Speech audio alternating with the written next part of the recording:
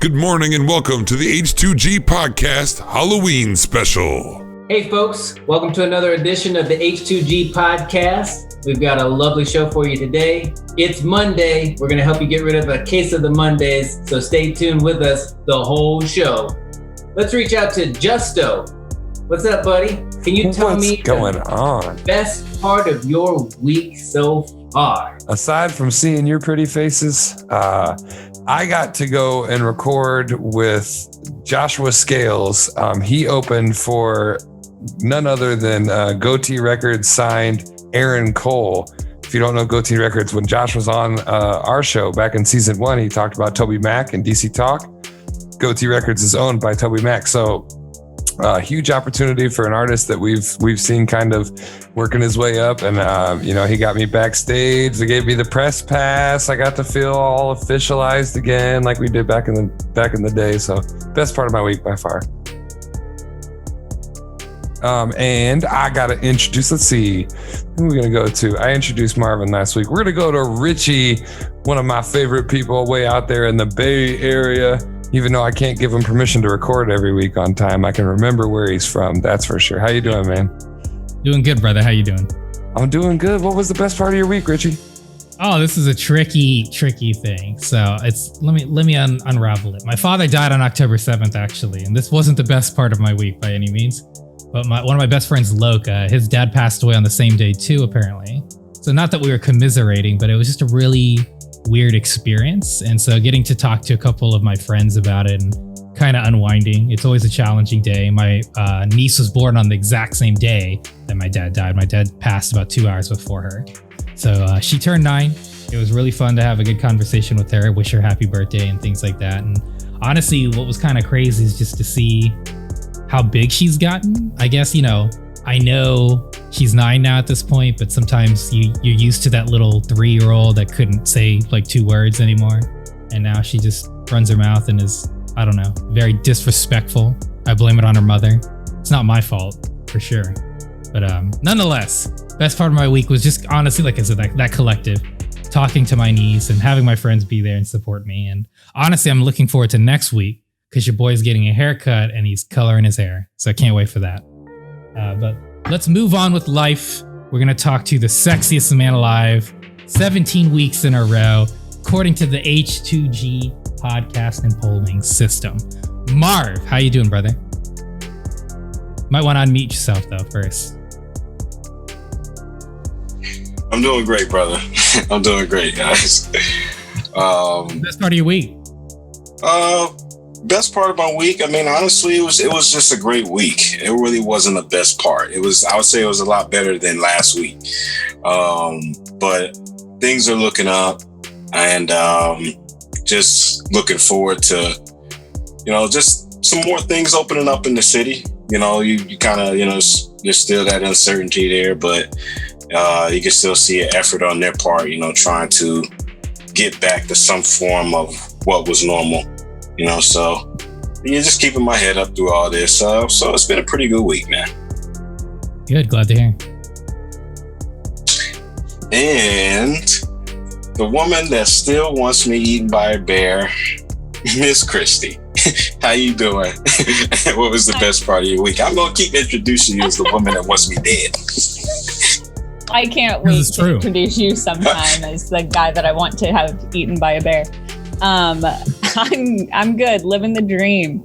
The best part of my week was probably having Carrie Joe Photography take newborn pictures of our little guy.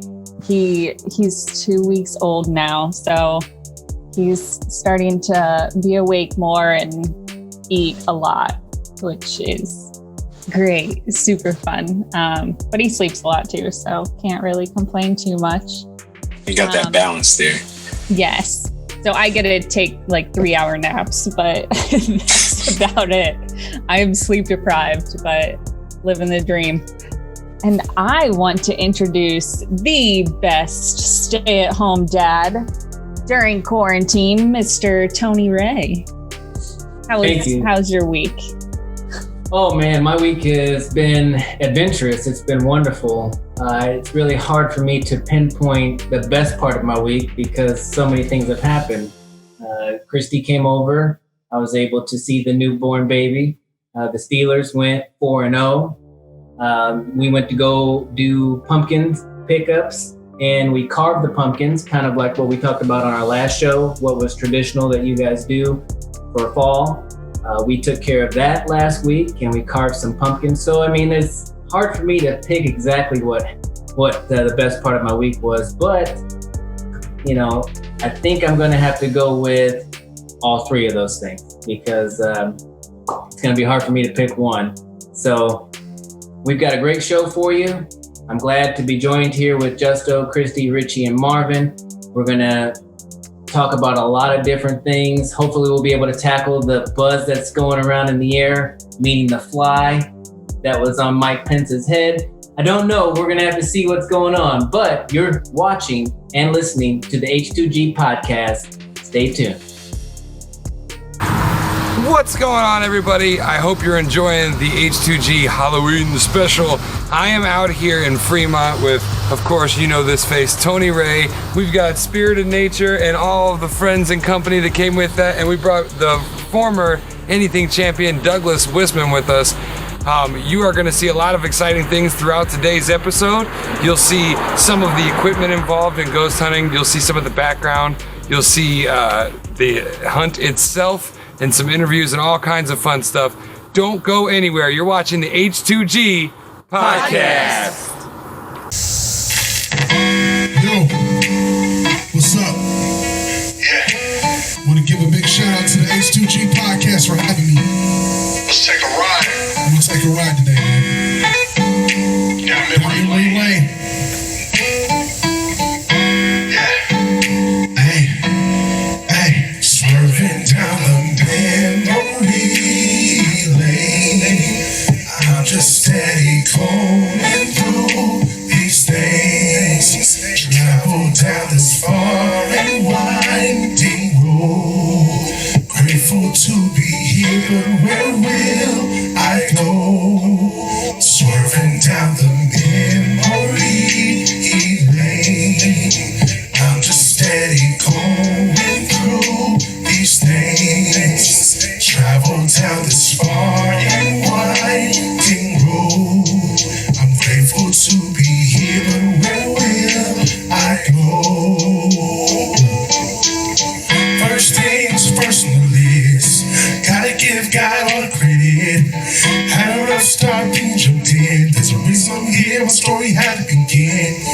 Came through and started giving me life. Even when I was considered a failure to thrive. Family all around kept giving me love. And the devil brought down, I thought it wasn't enough. Most days I feel comfortable, just throwing to my hands when I don't even know what's next and where my head is. You show yourself before, why do I forget it? As I look back and at the facts, you had me in your head so I could stay on the track. So I could stay on the track, yeah. Swerving down the memory lane. I'm just steady going through these things. Travel down this far and winding road. I'm grateful to be here, but where will I go? Swerving down the memory lane. I'm just steady going through these things. Travel down this far and winding road. Grateful to be here, but where will I go?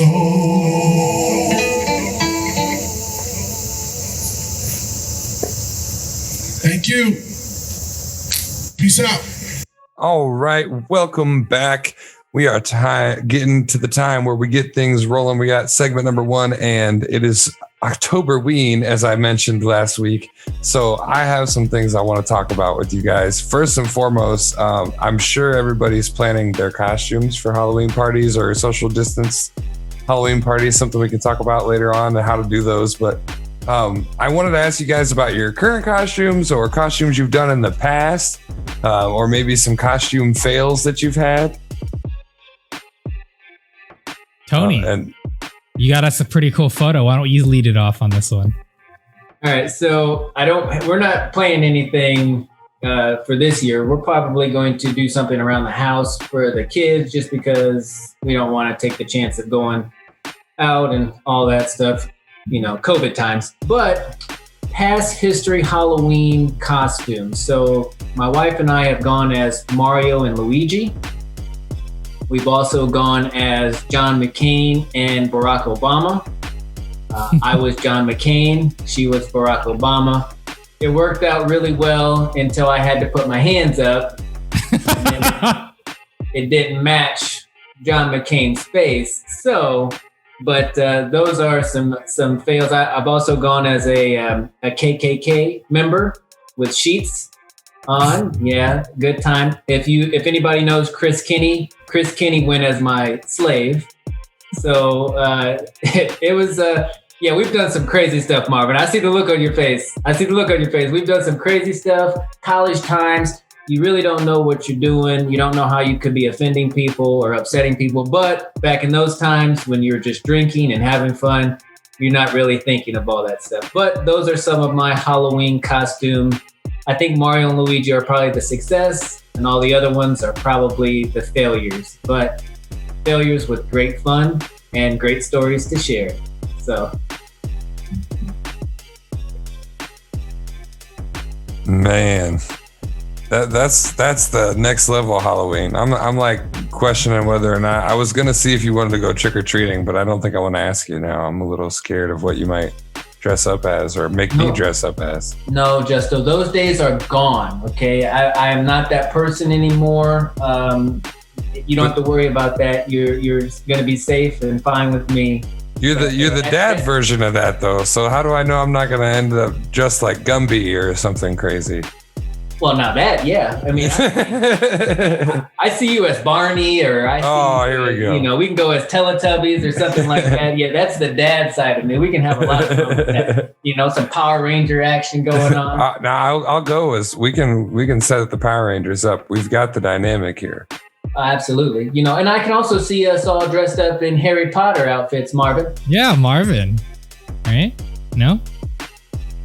Nope. So Marvin, you don't wear Harry Potter for Halloween, but what have you tried to pull off before, either successfully or failed to do so? Well, my freshman year of college, I went as Tiger Woods. That was a success because I actually had hair back then and I could pull that off. So I wore the Sunday Tiger attire. I wore the red polo with the black slacks, and that went over well, It went over well. And I wore the Nike hat on top of it. So, and then fast forward, I think it was 5 years later, I went as Coach Hines. Yeah, that was a success. Coach Hines was a success. That was a fun, drunk-filled night.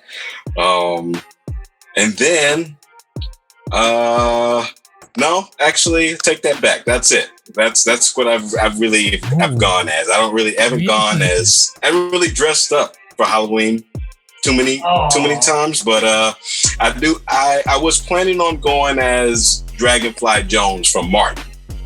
Dragonfly Jones from Martin. Yeah.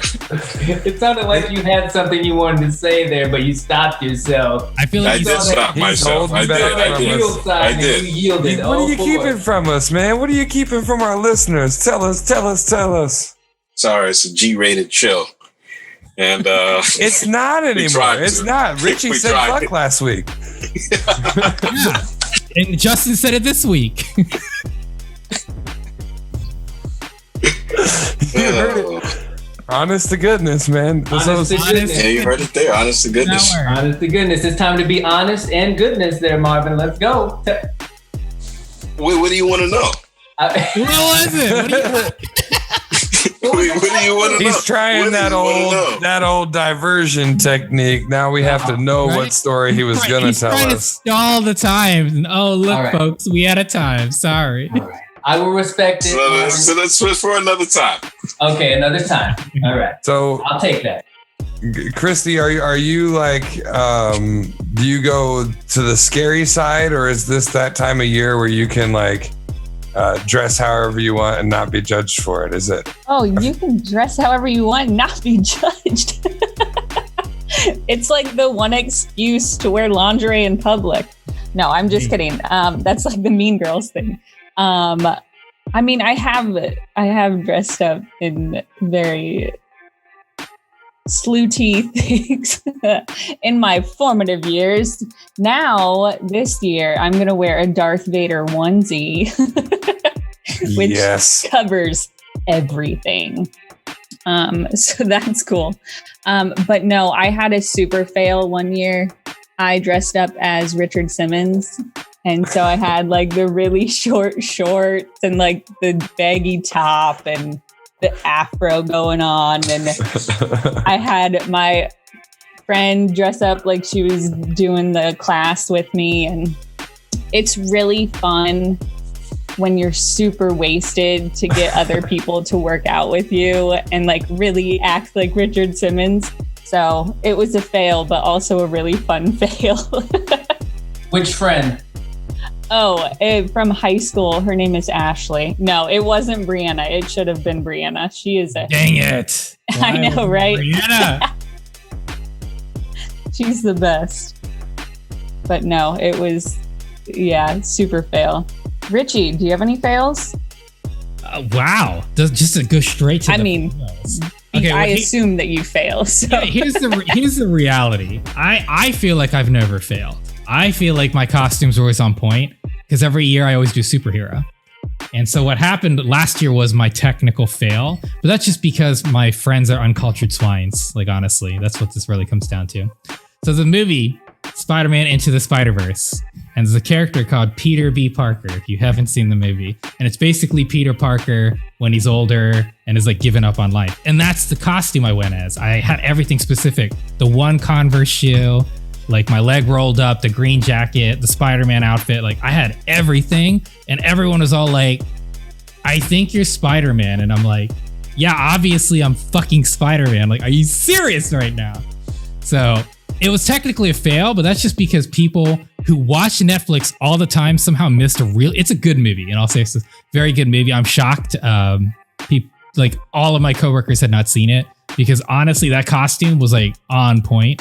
Every year I do a superhero. The laziest costume that went over really well was Superman. I literally wore a white shirt with a tie. I had it ripped open and I had my Superman outfit under it, and everyone loves that one for some reason.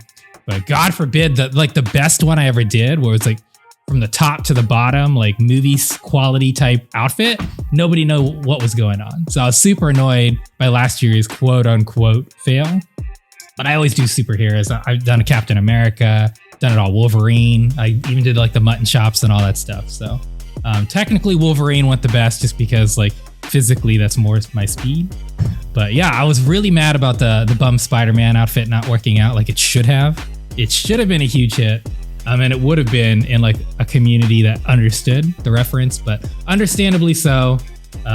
They're in their 30s and they're lame. So it's okay. It's totally fine. They don't have to know, good costumes or anything like that. It's not a big deal. Justin, I know you love costumes. You love this stuff. This is your time of year.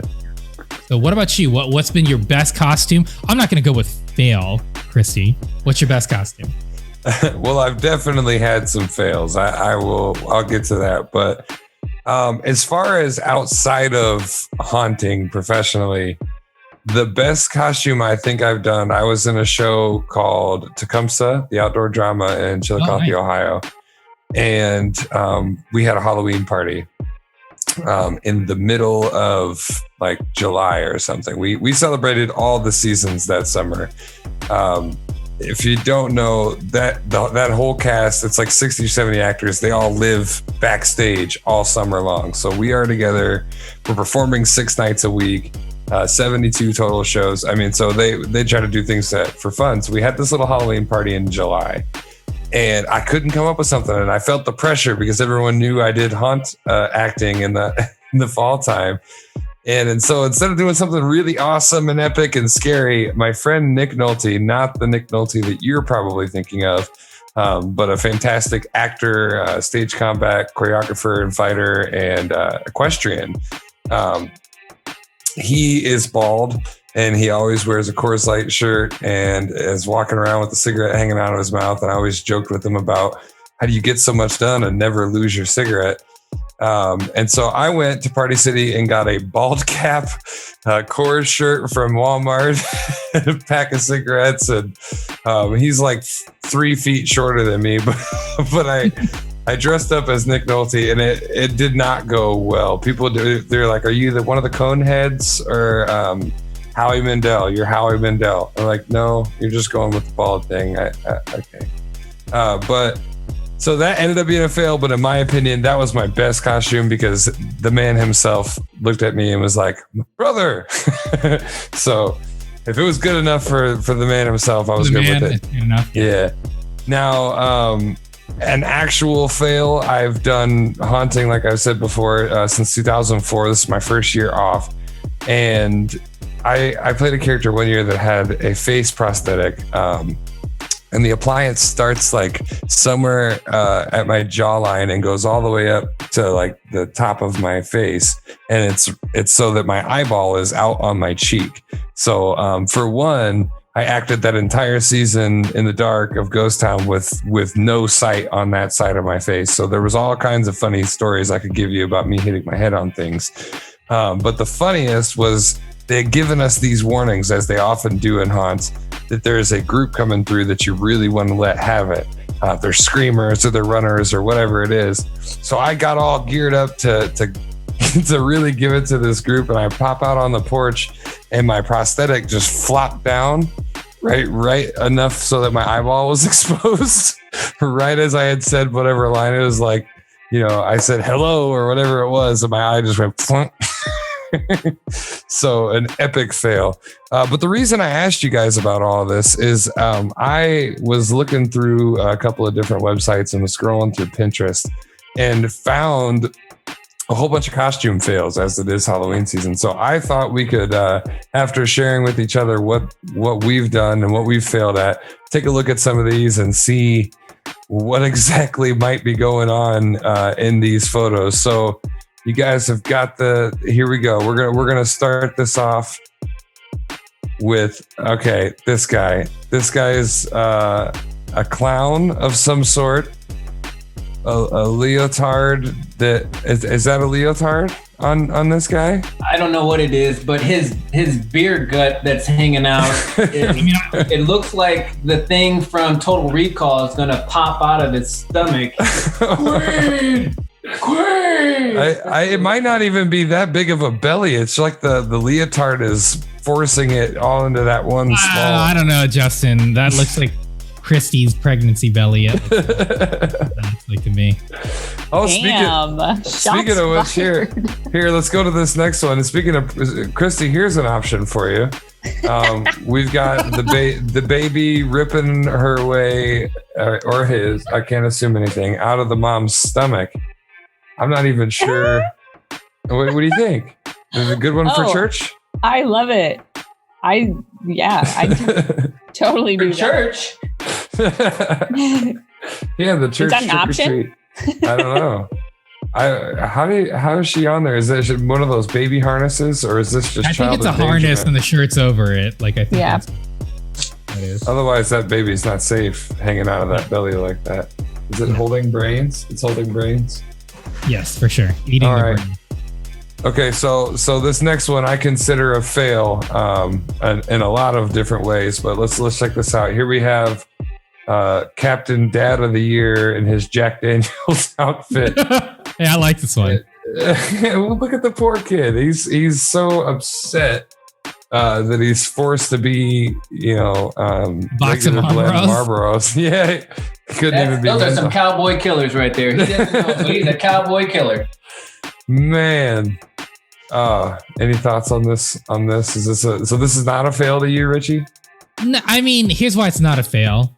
And I say this with full conviction. I mean, it's not fair to the poor child, but clearly that's like the caliber of man we're dealing with. So what did you expect, right? Like, could you expected anything better? Clearly he loves Jack Daniel's whiskeys and Marlboros. So he's going to do what he wants to do. If anything, this is a failure on the wife for not vetoing this. Right?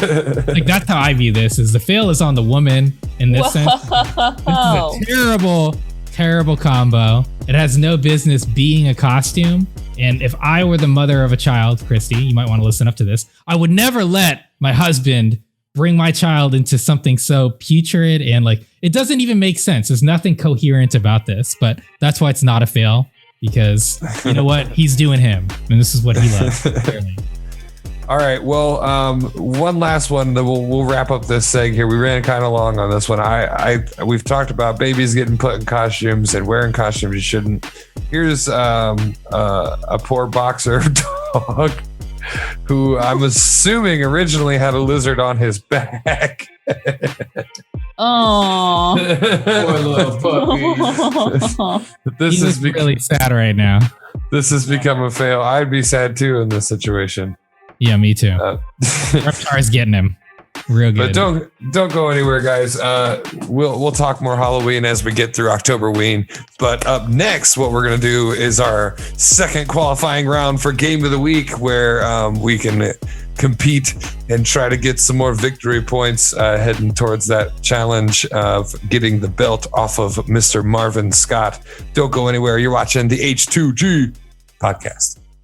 I just want to show a lot of the equipment that I have for us tonight that we're going to be using, and I can share with you. And at any point, if you feel like you want to use a different piece of equipment, by all means, as long as it's available, because any different piece of equipment could react to you differently into the environment. So, by all means, take a choice.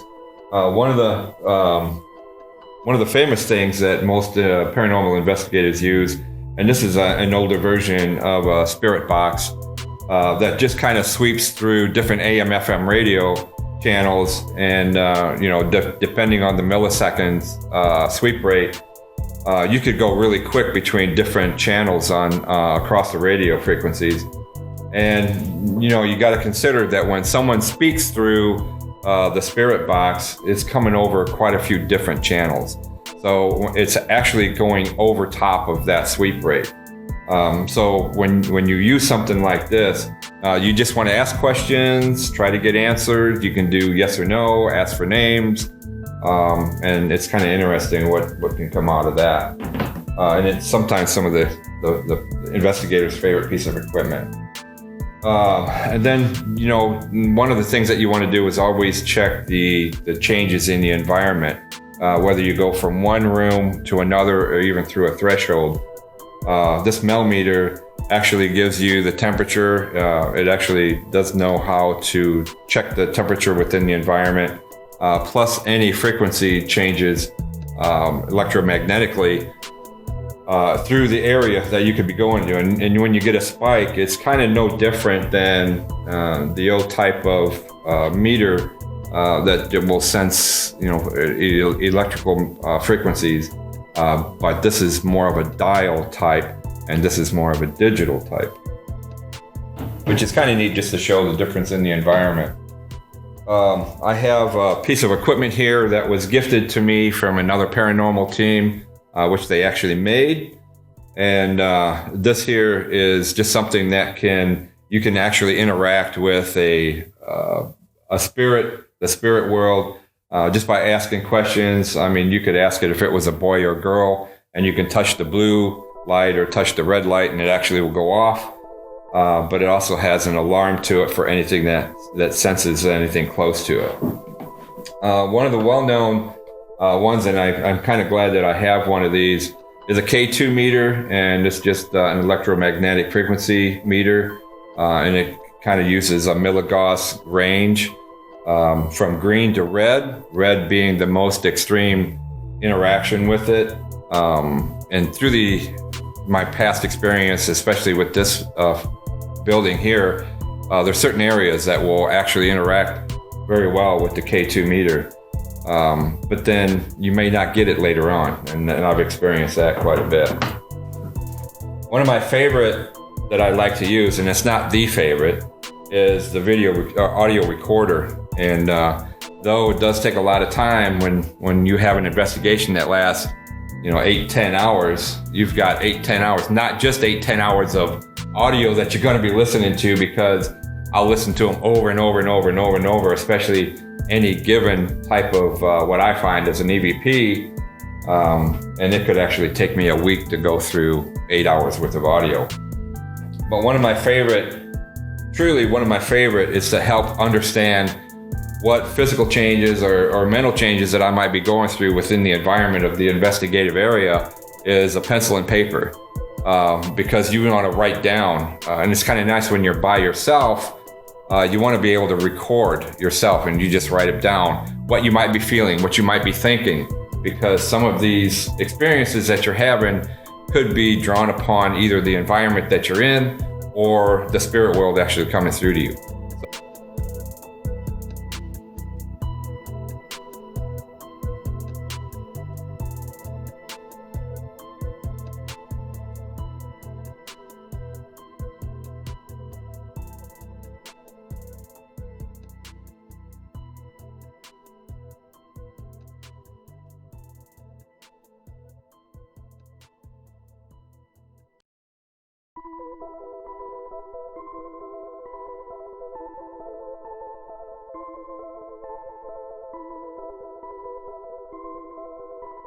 My name is Shelley Foster. I'm from Fremont, Ohio. I am one of the directors on the board for the Sandusky County Historical Society, which is where we're filming.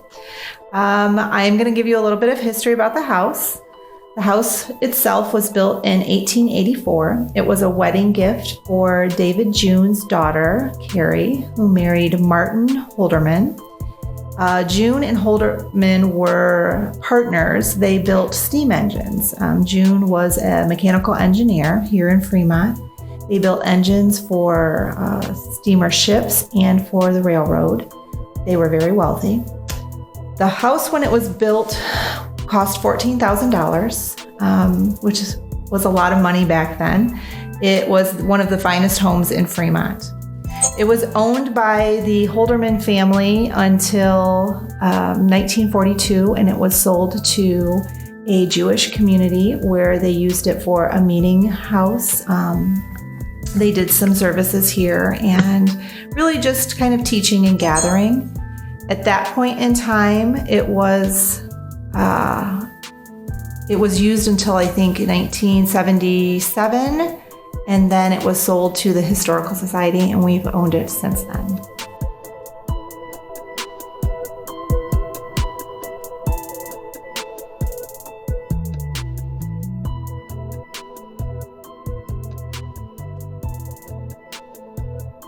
By the power of God, thrust them to hell, taken him up, and the other evil spirits who prowl about the world, for the ruin of souls. Amen. Okay, I just want to welcome H2G Podcast, Justin, Doug, and Tony. I want to thank Michelle, Brooke, and what was your name? Brenda, as well as my wife Karen, for what we're getting into tonight. I just want to make a few different things about feelings. If you're feeling certain emotions, Brooke was actually saying something that when she was upstairs, and I was up there with her with a K2 meter, and she started feeling really hot, almost sweating profusely, which, does that usually happen to you? No, it doesn't. So sometimes we might experience something that somebody beside us will not. And so we want to make sure that we are verbal enough to explain what we might be going through.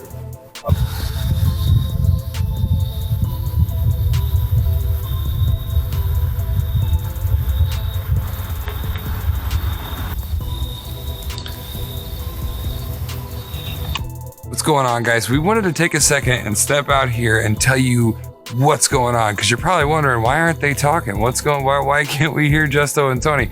It's because Brian's actually asked us to kind of keep the noise down to a minimum and not talk too much, just so we can get the best results.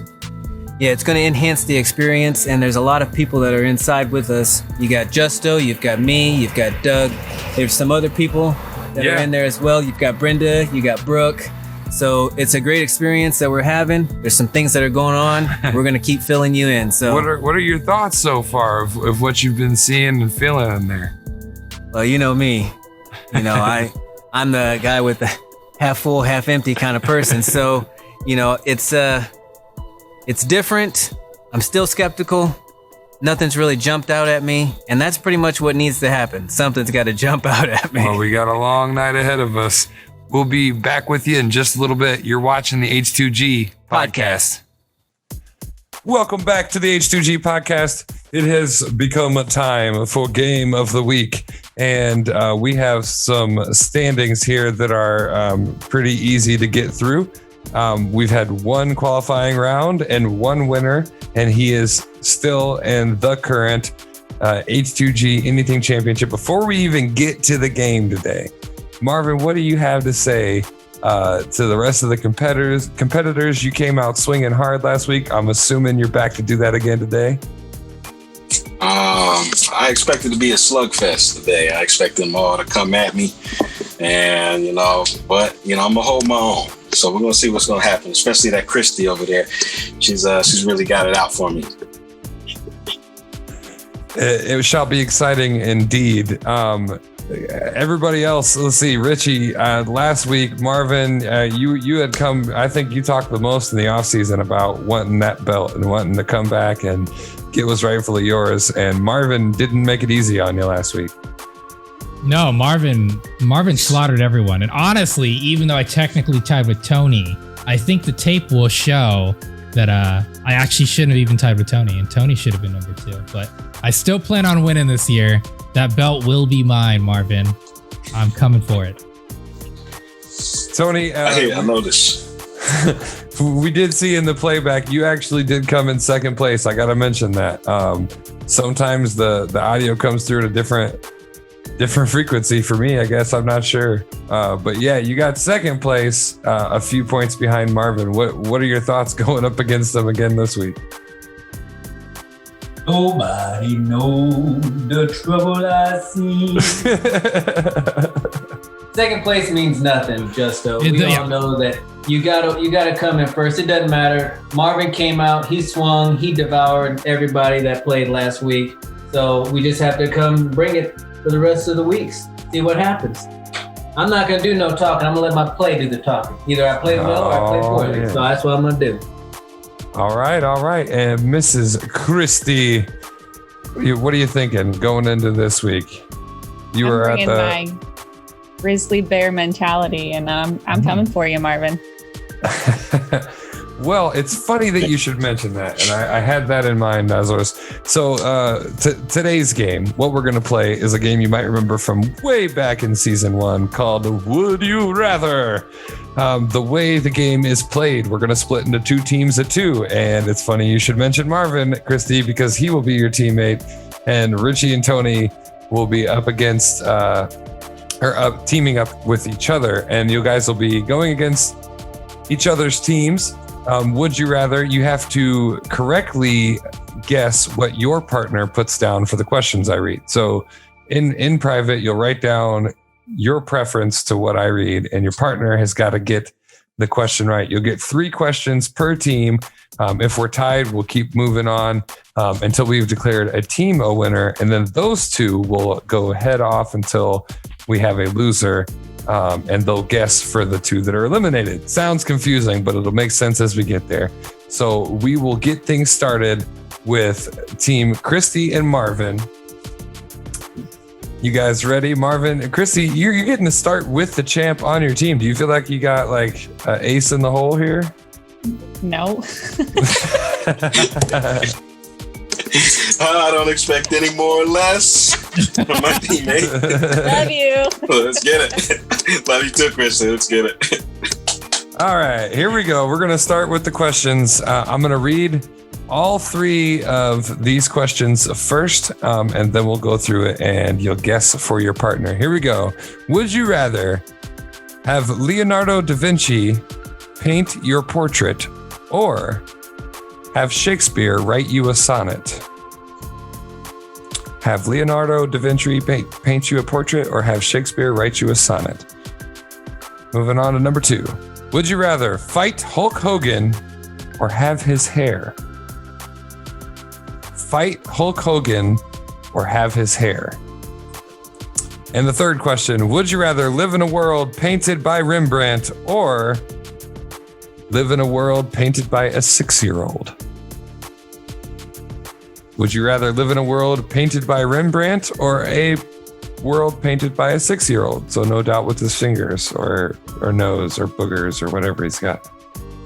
You guys got your preferences written down here? Yep, I got mine. All righty. All right. So we're going to start with Marvin. Marvin, with question number 1, do you think that Christy would rather have Leonardo da Vinci paint her portrait or Shakespeare write her a sonnet? I said paint her a portrait. Christy, what'd you have down for that one? I had the Shakespeare. Shakespeare, no point on the first question. I know. Marvin, you're the beautiful one. You got to think. Okay, would Christy rather... What a shots fired. God. Shots fired.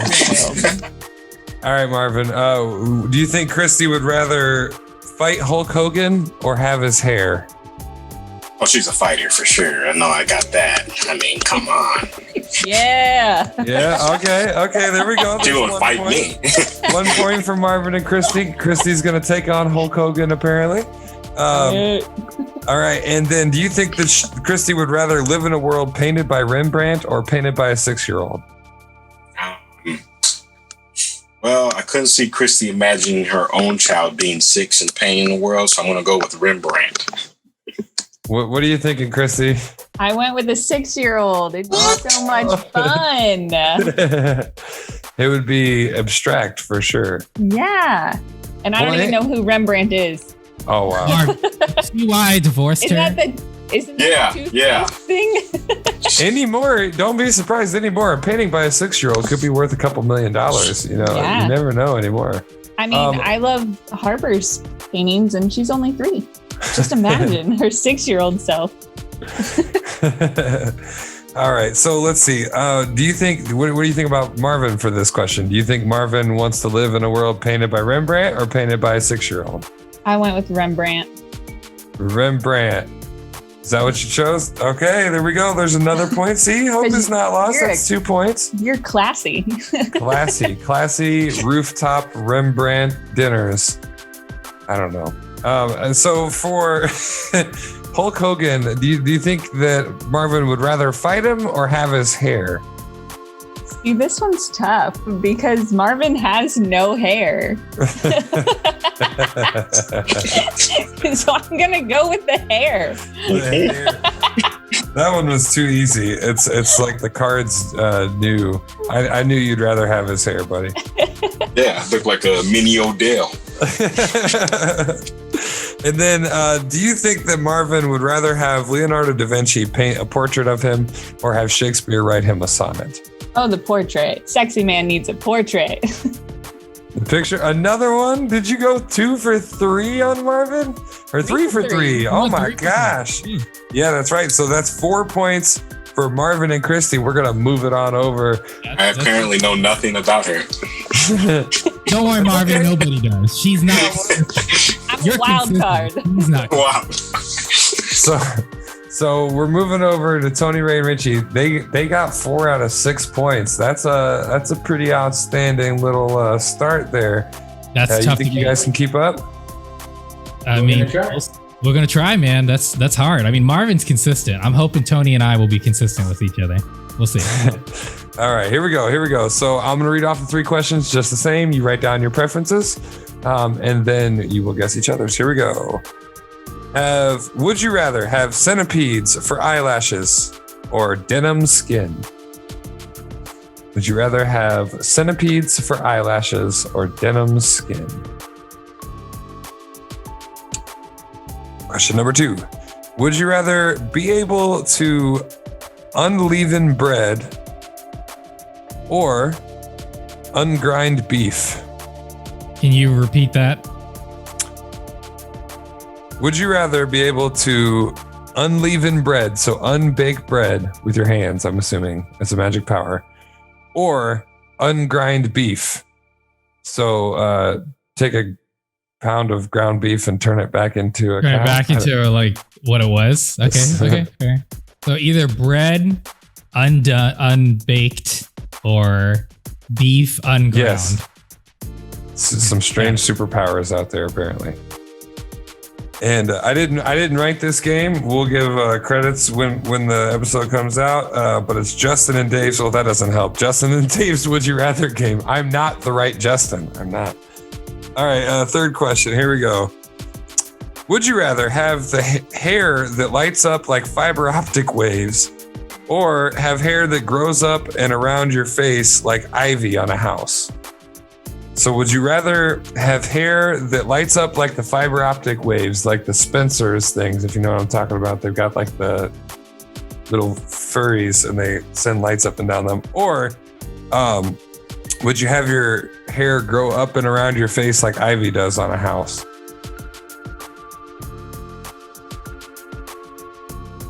I'm not very confident in these. These are pretty tricky for me, but that's okay. We'll just do what we can do. These are some strange ones for sure. These are a little more strange. So if we get 3 out of 6, I'll be pretty happy. Absolutely. Okay, let's see. We're putting a lot of years of friendship to the test. No, I'm just kidding. No pressure. These are awkward questions. All right. Well, so we'll start with Mr. Tony Ray. Tony, do you think that Richie would rather have centipedes for eyelashes, or would he rather have denim skin? I went with denim skin. Denim skin. Good choice. Denim matches with everything. That's a point for Tony and Richie. All right. Moving on to question number 2. Do you think that he would rather be unleavened bread or be able to ungrind beef? Would he be? So the superpower, I think what we've narrowed it down to is having the superpower to unbake bread, essentially, or ungrind beef. I want to go with A so bad, but something's telling me to go with the beef one. So I'm going to stick with my gut and I'm going to do the bread. I chose beef. Between the two, I just feel like I'd rather be able to ungrind the beef and make other meals out of it. Bread is basically dough. You're very limited. So, yeah. All right. I mean, tough answer. Yeah, no, that was tough. I had you pegged for the meat because I know you like cooking steak, and then you could just basically get your steak cheaper this way with this power. That's right. Yes. All right, so we're moving on to the third question there, Tony. Do you think that Richie would rather have hair that lights up like the fiber optic waves, wires, or hair that grows up and around his face like ivy on a house? And I'm sorry, that word is wires, not waves, but it's the if you know what I'm talking about, it's like I know a what light. you're talking about. I can't see him doing the B. I think he would like to do the lights. The light up hair. The A. Yep. He is correct. I already have hair that grows all across my face as is. I would much rather have the crazy cool hair. Cool. All right, so that's 2 points for Tony and Richie. Richie, what do you think? Do you think Tony would rather have the fiber optic hair, or do you think that he wants the hair to kind of wrap around his face like ivy? I mean, this is what's hard. For us to win, I have to get all 3 of these right. Second, you need to give me a second on this one, man. Let's see here. Man, this is impossible to know.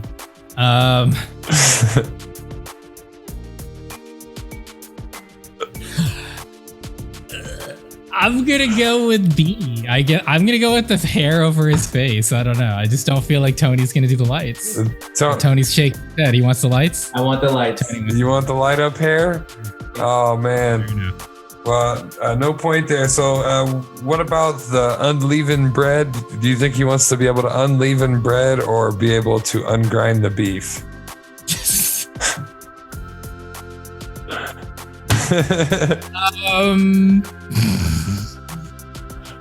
You got to think critically. That's what Alex is always preaching to us. When she comes back, she's gonna be telling you should have thought critically.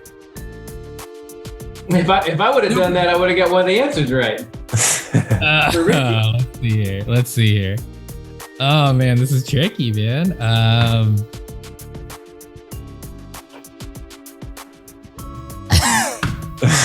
I'm just gonna say. Hold on. There's like no logic behind this, so let me try to think on the guessing here.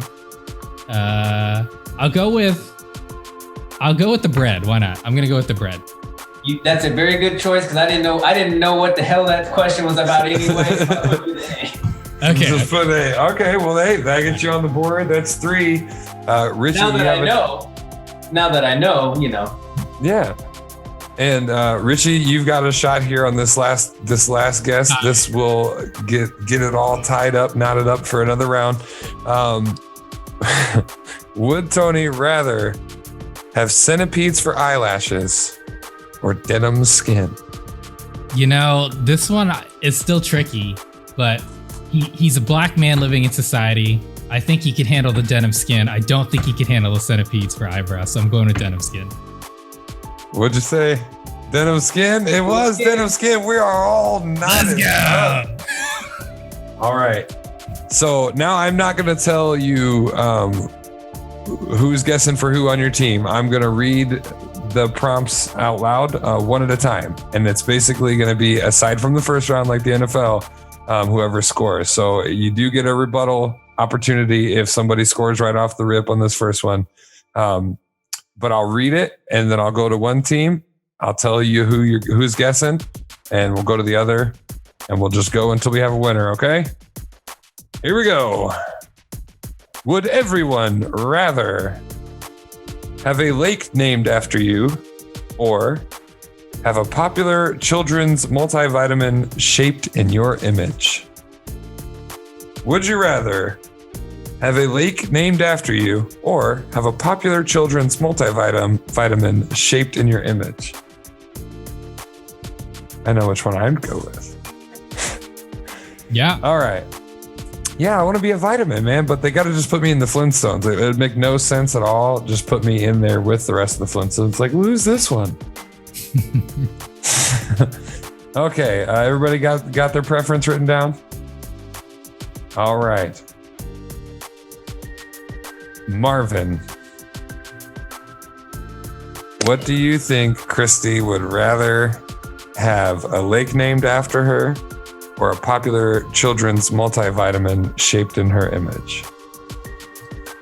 Okay, so she's a wild card, so I have to be careful before I answer. I've learned this the hard way. Thank you, Richie. Okay, y'all. I'm gonna go with, it's got a nice ring to it, Lake Christy. Lake Christy. Yeah. That is a point for Marvin and Christy. Good. Nice. Tony, would Richie rather have a lake named after him or have a popular children's multivitamin shaped in his image? You know this, Tony. I'm hoping that I get this correct You got this. because this is what I would put down. And I'm hoping it's the lake. Lake Richie? He is correct. Lake Richie is 100% what I would do. I'm not a huge fan of kids. I'm open to it, but I certainly wouldn't want them eating me. So, Lake.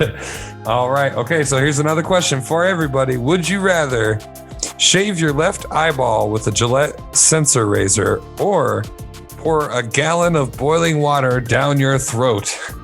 This just took a Halloween twist like no other. James Wan directed this second question. All right, you're gonna have to read that. All right, yeah. Would you rather shave your left eyeball with a Gillette sensor razor or pour 1 gallon of boiling water down your throat? A gallon. That is intense. Would you rather shave your left eyeball with a Gillette sensor razor or go ahead and drink a gallon of boiling hot, let's call it ramen water so at least has some flavor? Okay. Okay. All right. So, Richie, do you think Tony would rather shave his left eyeball with a Gillette sensor razor? I'm not even ready. Hold on. He doesn't even know what he would rather do yet. Okay. I mean, these are hard. I'm sorry. Yeah, I didn't give you enough time. All right. No, you're good. I got it. Okay. Everybody else I have am one? also ready to. I'm ready to answer while they're working on it. Okay. So what do you think Tony would rather do? Shave his left eyeball or drink a gallon of boiling water? Now, again, I'm conjecture. I'm just trying to do the math here. Shaving hurts my skin. I can't imagine shaving my eyeball because you're going to lose permanent vision. You know, drinking a boiling thing of water is painful and it could damage my esophagus, but I'll still be able to speak. Whereas if I shave my eyeball and Tony shaves his eyeball, he's going to lose vision in his left eye. I'm hoping he's chugging that gallon of water. I am. You're chugging the gallon of water. I can't even touch my eye. I can't even touch my eye. I don't even wear. And you want to shave it? You want me to shave it? Get the hell out of here. That's another point for Tony and Richie. All right, Christy, the pressure's on. Do you think he prefers shaving his left eyeball with a Gillette sensor razor or drinking a gallon of hot boiling ramen water? Oh my God. This is so hard. Because my vision is terrible, so I went with the eyeball for myself. I'm already mostly blind. Oh shit! Shoot. You're good. I mean, Richie said fuck earlier, so I guess we're pretty much. We got three of them. We got three of them in here now. Own your bloopers. Oh my god. Oh my god. Oh my god. I am probably gonna say the water for Marvin because he's an actor and he needs to see. Oh, Marvin, he would prefer. You guys are gonna drink a gallon of boiling water. That's great. Yeah, man. I mean, my eyes. That's my money maker. I mean, that's all I got. That's all I got. Windows to your soul. You know? Listen, y'all. Listen, folks at home. I don't have any hair, like Christy said earlier. So I'll take Hulk Hogan's hair and I'll keep my eyes because, I mean, that's what I got working for me. All right. So we are still all knotted up here looking for a winning team. On this next one, would you all rather, as head of the PGA, so imagine that you're head of the PGA, would you rather fill bunkers with thousands of fire ants or fill them with quicksand? As the owner of the PGA, would you rather fill all the bunkers with fire ants or with quicksand?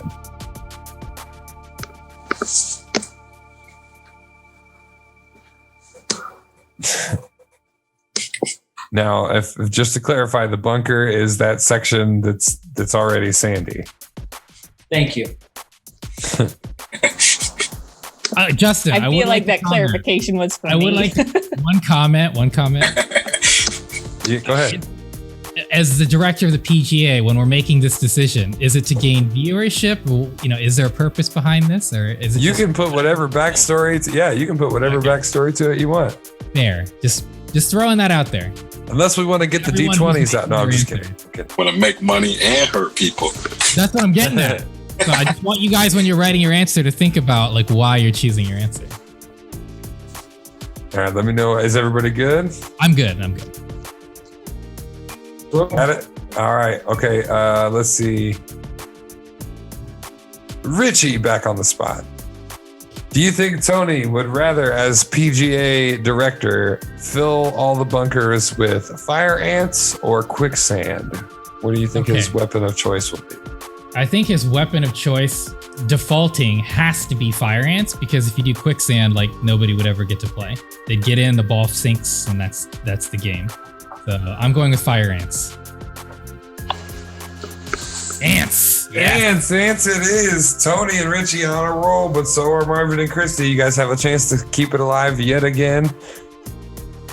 Marvin, do you think that Christy would rather use fire ants as a weapon of mass destruction on the golf scene or quicksand? Well, I like to put myself in this scenario because I love golf. But I know that if Christy was to set me up some kind of way, it would be really deceptive. So let's just say I hit a 20-yard pitch shot in the trap. I don't know. I just happened to take a couple practice swings. I get in there, and all of a sudden, I'm gone. Quicksand. Christy, was it quicksand? No, she went with the fire. And folks at home, I spent that much time setting that up just to be wrong. And folks at home, Christy is a devious person. I would have also quicksand. I am shocked she picked ants. Right. All right. So I don't want the golfers to die. That would just I was married. So what do you think the fire ants are going to do? How you think. At least you got a chance to like run in there, hit your ball, and run out. That would be entertaining to watch. Yeah. All right, so we're going to continue in the same fashion. Unfortunately, Marvin, you're not going to be able to do a two-peat here. No. So, but you've got a victory point. You've got a victory point already. Christy, that's 2 weeks of not making it to the end here, but that's okay. That's okay. You guys are still involved. So we're going to keep the same pace. We're going to do one question at a time. There's a rebuttal option for this first round, just like in the NFL. But the people that I need to answer these prompts are Christy and Marvin. And I will tell each of you who you're guessing on the spot. Okay? Here we go. The first question. Would you rather, Christy and Marvin, would you rather have veins on the outside of your skin or have your mood directly dependent on how high your socks are pulled up? Would you rather have veins on the outside of your skin, and I think they mean all of your veins, which would be a lot, or have your mood directly dependent on how high your socks are pulled up? Is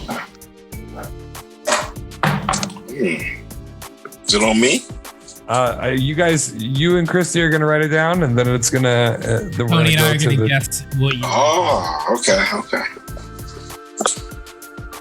You got everybody. You guys got yours. All right, Richie. Yeah. Does Christy prefer to have veins on the outside of her skin, or have her mood directly dependent on her socks and how high they're pulled up? I was horrified you were going to have me do Christy, because as we just discussed, you never know. You just never know, you know? You think you know, and... I'm going to give it my best shot. I have a feeling Tony's going to win. But here's my thought process. Christy, a light-skinned girl, right? She already has... No, I'm just kidding.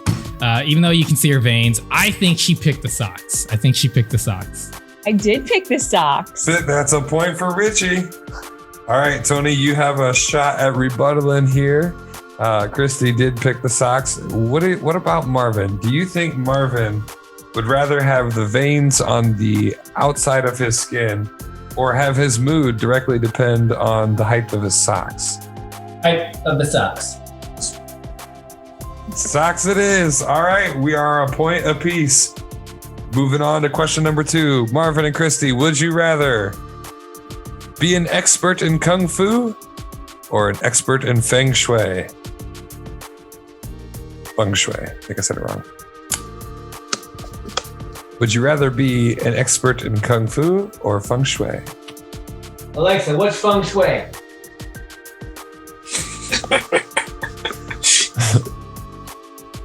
Oh man. Don't answer that, Alexa. Okay.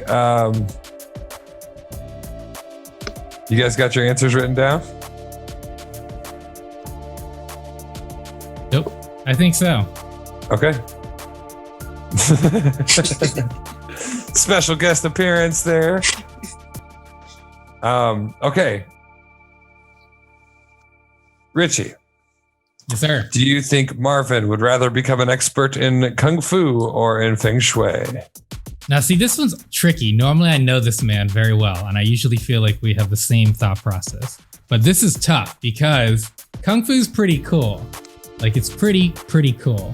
But I also think Marvin is a man of taste and refinement. So I think he's going to be wanting the Feng Shui interior decorating. I'm committing to it. I see his face. I'm still committing to it. Feng Shui. Marvin, Kung Fu or feng shui? Oh, Richie, I gave you a hint earlier in the show that I wanted to be Dragonfly Jones. That's fair. Kung Fu. Okay. That's fair. All right. Not wrong, though. But Tony, the question. you've got a shot to win it here. And as they say, you've got the unpredictable one. Oh, this is predictable, actually. I know which one. Do you think that Christy would rather pick Kung Fu or Feng Shui as her martial art of choice?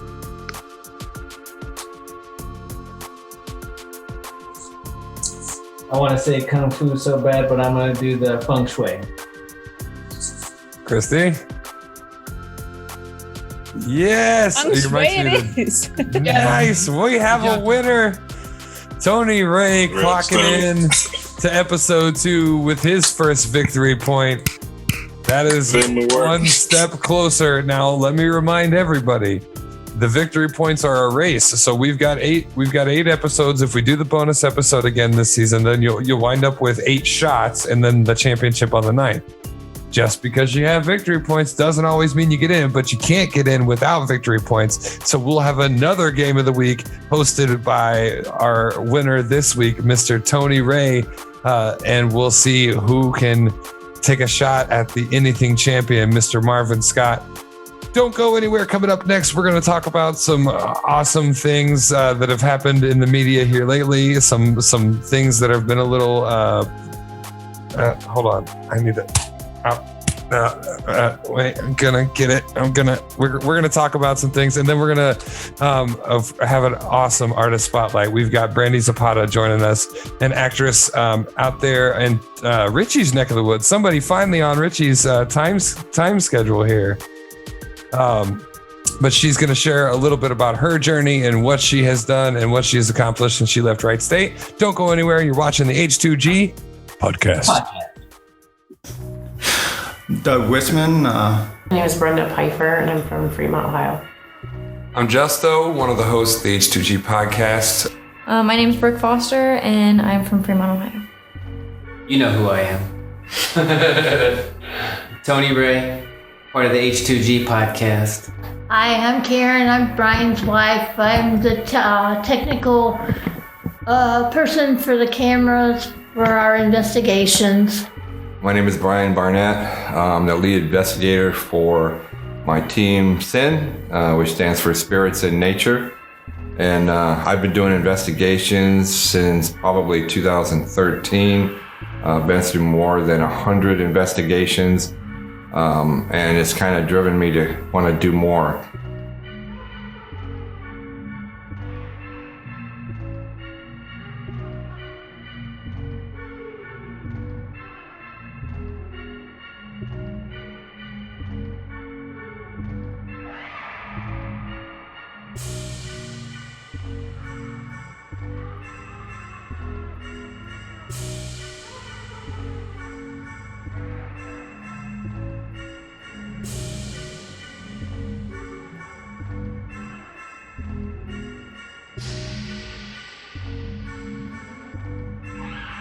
So when I came up here the first time, I was with Brooke, and I was with your team, and I was standing behind the camera, kind of behind you, with my back to the window. And Brian started to talk, and there wasn't a lot of activity. But about 5 minutes into our session, I was sweating like profusely down my back. I could feel sweat running down my back.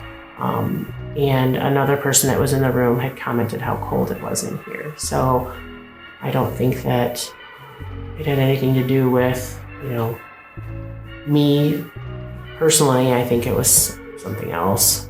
You can go whenever you're ready.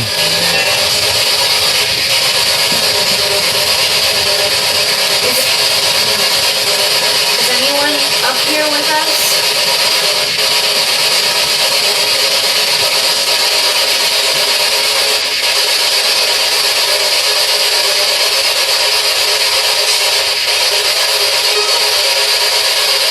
It's Brenda and Brooke.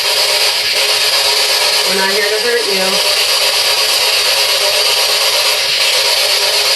Can you tell us your name?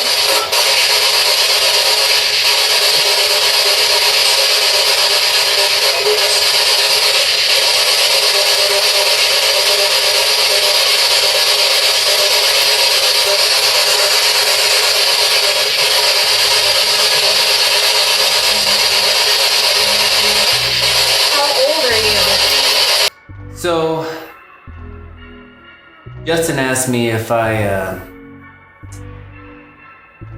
believe in supernatural or paranormal activity, and I've never actually really had it. A real good idea of what that experience would be like, and going on a ghost hunt.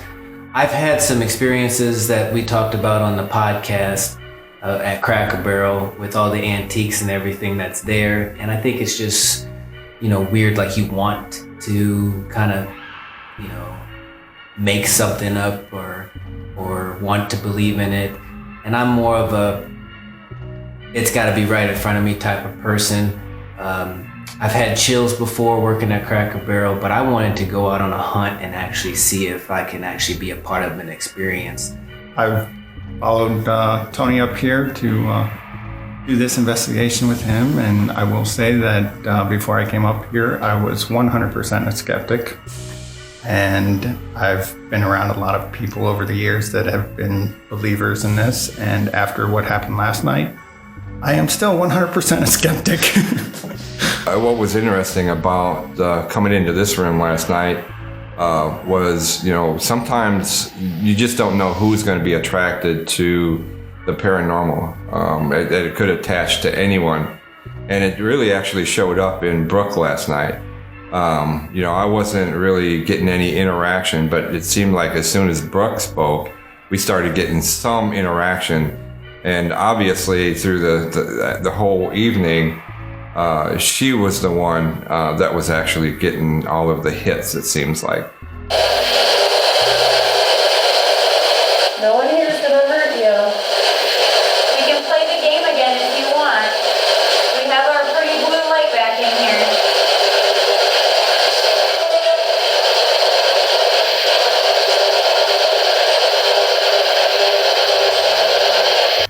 My mom is on the board here, and she invited me to come along. She's always said I've been sensitive to things, and I've kind of experienced it in the past. So I've always loved horror movies about hauntings and ghosts. So I was like, yeah, I'll come along and see what it's all about. So why not? You want to play a game with Brooke?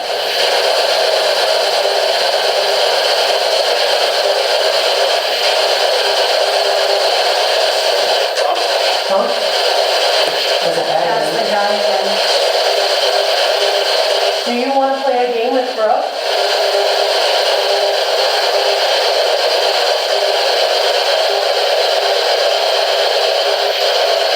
I'll go first if you want.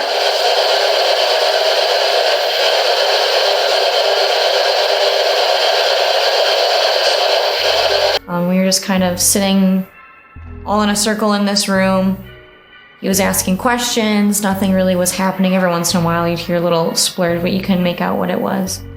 And then I think I asked a question of was this your home? And a few seconds after that, it said yes, very clearly.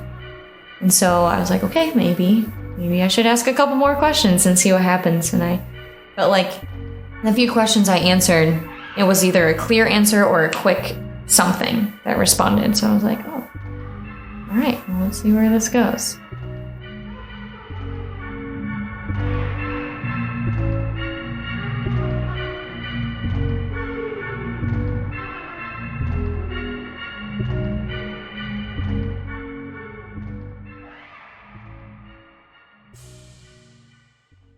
And welcome back, folks. We got a lot to talk about, but it's gonna be quick.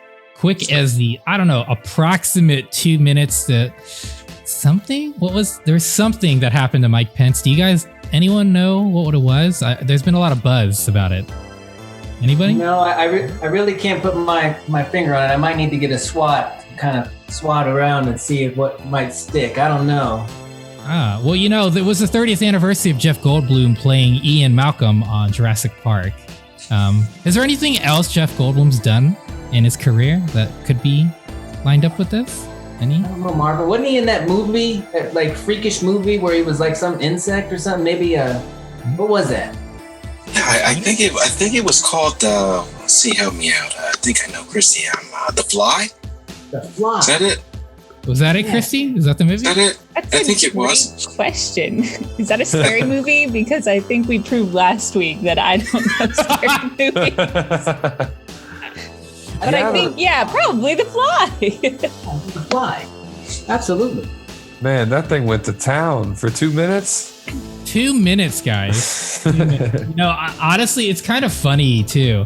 As much as we could talk about politics here, I'm not going to get into those realistically, but there's a couple things I wanted to mention, guys. Some of the tweets I thought were funny. One of them was from George Takai. It says, "In the end, Pence will only say that black flies matter." That's pretty hard. I like that one, George. Another one that everyone was saying a lot of was The Offspring's "Pretty Fly" for a white guy with Mike Pence. That was another one I enjoyed. Let's see here. One of the other ones I really liked was it's a photo of a fly talking to a microphone, and it says, "I couldn't stand by and listen to his lies any longer." So we had that one. We also had total time on head 2 minutes. Unlike Pence, the fly respects the rules and left when his time was up. Yes. And the number one tweet that I really thought was funny was, "That fly is Mike Pence's only black friend." Yes. I did see that one. Yes. Yes. Tearing him up. Oh man, and Jim Carrey played the Fly on SNL. I don't know if anyone got to see that. It was remarkable. If you haven't, please take a moment later and check that out. Again, I'm not going to get into politics. We don't need to discuss it. There's been lots of memes about flies and what they enjoy and why that fly might want to sit on Pence's head. Emojis of some sort that LeBron James is talking about. They're like brown in color in nature. But I thought it was really funny, guys. It's just one of those quick things where you're watching something and something so randomly disruptive kind of took over, right? Like, I think most of us can agree the thing that was talked about with the debate was the fly over the actual debate, right? So just quick round table discussion. What else do you think could happen that would pique your interest in a presidential or vice presidential debate outside of the debate itself? Anybody? You got anything random? I mean, you talked about distractions. Sometimes when you see sweat patches on people, you get distracted. You look at the sweat patches and then you kind of don't even pay attention to what they're saying. But besides what you just brought up, Richie, I want to bring up Trevor Noah actually talks about on his comedy on Netflix about the prop fly and how the prop fly in African commercial just sits there, and he has this whole thing about it. It's really cool. It's really unique. You definitely should check that out. But when I saw that fly land on Pence's head, that's the first thing that came to my head. I wasn't even worried about the debate and what they were talking about. I was thinking about Trevor Noah and that prop fly. But yeah, sweat patches. I think one time, I think it was a Democrat, their denture kind of came down a little bit. So you kind of saw their denture come down when they talked, and they had to flip it back up with their tongue. But sometimes things like that happen and it distracts you. But the fly, that's going to go down in history. That was the dopest, coolest, dung beetle type thing ever to happen.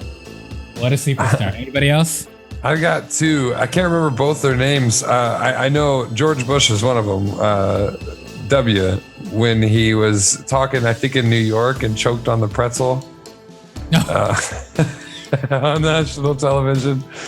And he already kind of struggled to put intelligent sentences together. So that was funny. And then, this is the guy I can't remember, but we're going to go to Georgia. We're going to go to Atlanta. We're going to go. It was during his campaign trail. Yeah! At the end.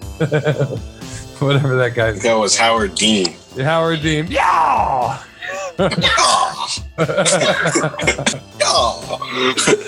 I don't know anything that went on in that entire campaign speech other than yeah. I honestly think this is gonna become a good Halloween costume. People are gonna dress up like Mike. Yeah. People are gonna dress up like a fly. Right. Right. I agree. There, Romney had the women with binders thing, and the binders full of women, and that became a very popular Halloween costume. So I could very well expect to see flies, fly swatters, things like that, for sure. For sure. Marv, you got any? I mean, I don't know what to expect next. I mean, it almost seems as if like each debate turns into a circus almost 10 minutes into it. Seems like that's becoming the trend. But yeah, it's like what Tony said. Usually the sweat patches and something hanging off your mouth is usually distracted. I mean, like when the primaries were going on, I mean, that's when you had a chance to kind of see everybody. And you're like, man, Joe Biden looked so tired tonight. Like he needed a B vitamin or something. Like you kind of, it takes you away from the message, you know, these little distractions, especially the fly. Like at first I thought it was just me. I was like, is that a scab? I'm like, what is that? I'm like, what is that? I'm like, cause I'm bald. So if you got any blemishes or anything in your head or something happening, it's easy to see it. But I thought, honestly, I'm like, I don't have to adjust my TV right now. I mean, what is that? I thought it was like a speck on my TV to get it off. But man, I honestly don't know what to expect from the next one. I thought it was going to be virtual, so I was expecting something to come up from that. I mean, seeing Trump on, you know, virtually, I'm like, we're bound to see something funny in the background. Something's going to happen, you know. But he rejected it. No virtual. So it's to be determined if we're going to get any more. So in the meantime, all we can say is CNN is planning on doing some sort of live interview with the fly. So we'll wait for that and we'll have to see. Francis, one of my friends, mentioned about Jeff Goldblum, which is why I did that smooth transition, just like Marv's beautiful voice. And I think that's going to do it for our segment, though, for the day. So stay tuned. We're going to be talking to Brandy, as we've mentioned multiple times throughout the episode. She is a sweetheart. She is awesome. And she's way more fun than Christy. This is a side note. Yeah, you're muted. What's up? Rude. You're listening and watching to the H2G podcast. And when they were in the mannequin room, there seems to have been a lot more power there for what they were getting as a result.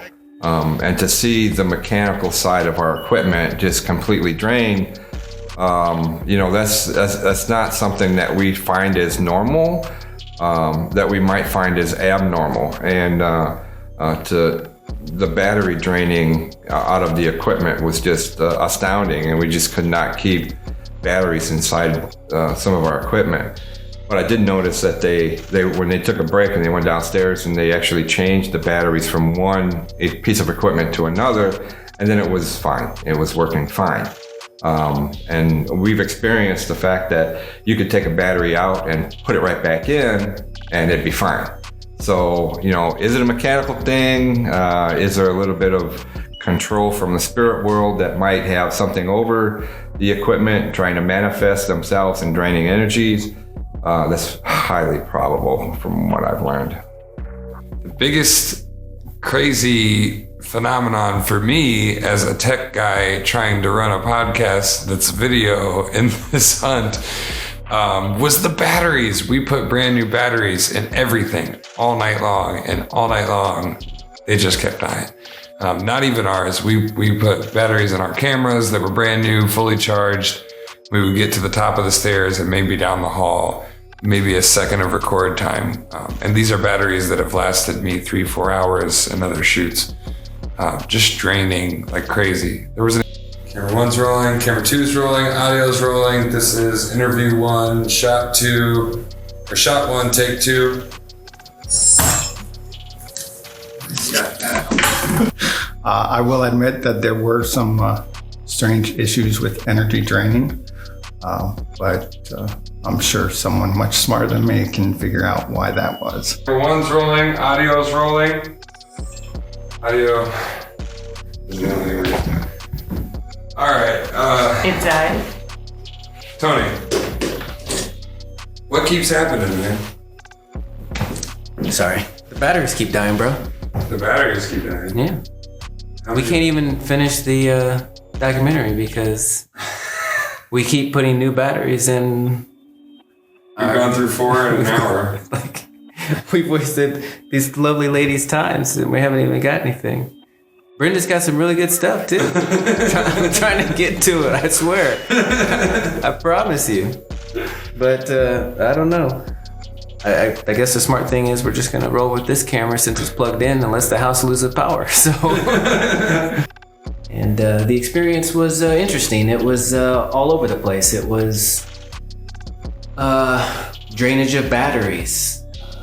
It was, the creepy floors because the building's old. So when you walk, you kind of get that feeling, or doors closing and it makes that noise.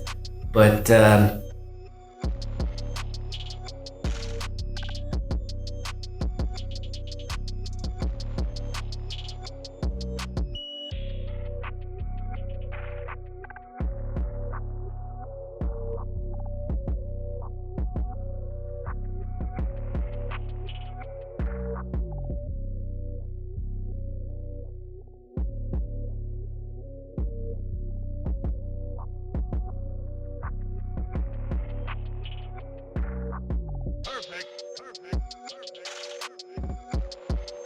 Growing up, I had a few different things happen to me when I was living at my parents' house, and so when Brian and I got together, we talked about different things, and we decided to see what we could find.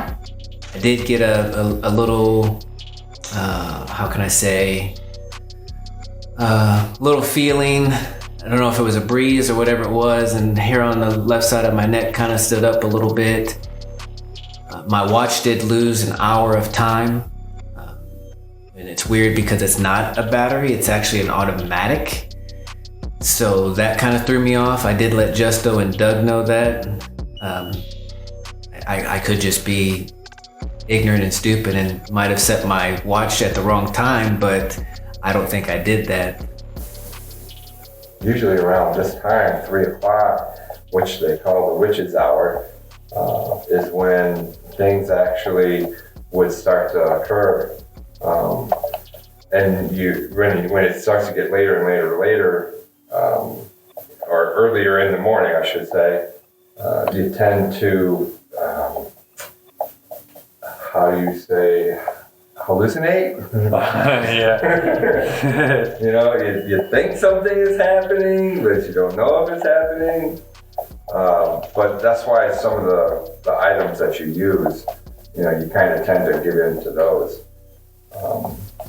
But I just have a flashlight right now. I'm just kind of hoping that they would communicate through that thing. If you want to, just come on out and wherever you are and join in on the conversation by touching this flashlight. And let's see if you're really here. Prove to me that you're here. Don't prove me wrong. Dang, didn't happen again.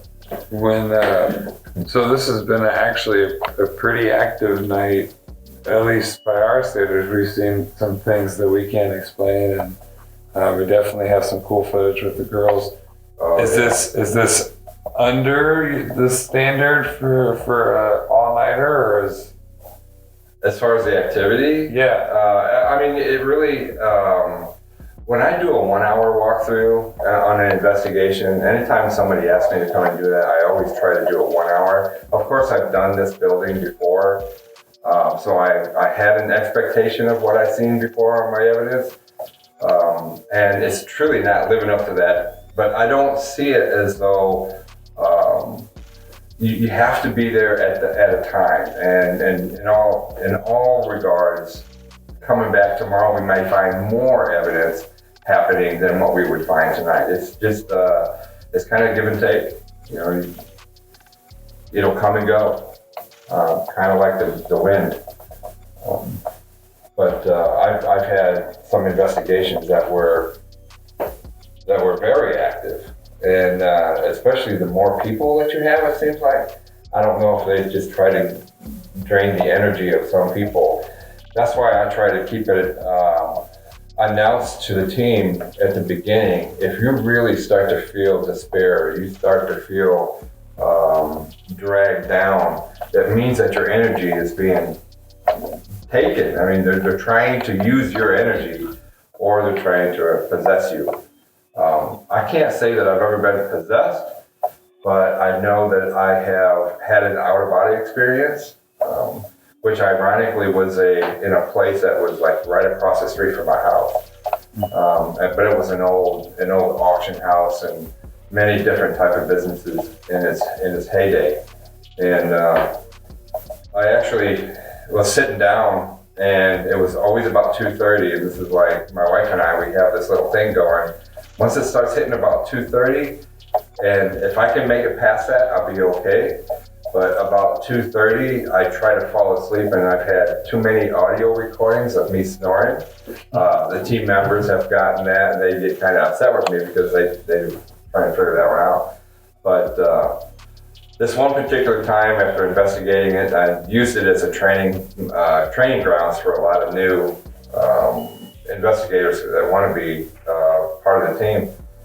And it's very active. There's like a little girl that you could hear say, "Help me," but it's just a kind of a creepy place. And but this one time, I was about ready to fall asleep, and I just took this camera flash and hit my eyes with it. And as I was rubbing my eyes, I was no longer sitting down in the chair. I was on the other side of the room, facing a different direction, and I was watching this guy wipe down this bar. I mean, I'm looking right at it. I'm not moving. I'm like standing really still, and I'm looking right at him. It's like, okay, I'm watching, and he's actually watching me. And then next thing you know, boom, I'm back in the chair, and it's like, I don't know what the hell just happened.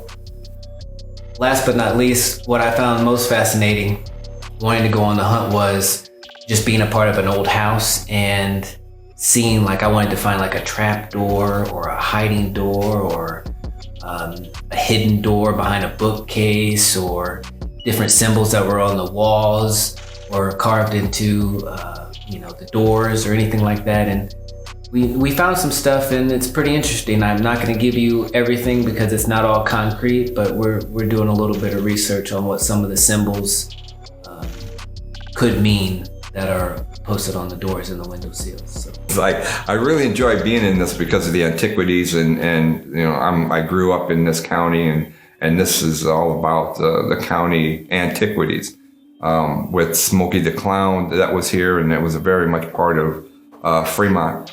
And Klaus Cutlery, I mean, a place that is no longer around, but I worked there for 8 years, and it's really neat to see what they have as showcasing on the company itself. And I would love to take the H2G podcast with me anywhere that I go. And I'm actually looking at some investigations in some of the big places in the area that I would think that the H2G podcast crew would find very interesting.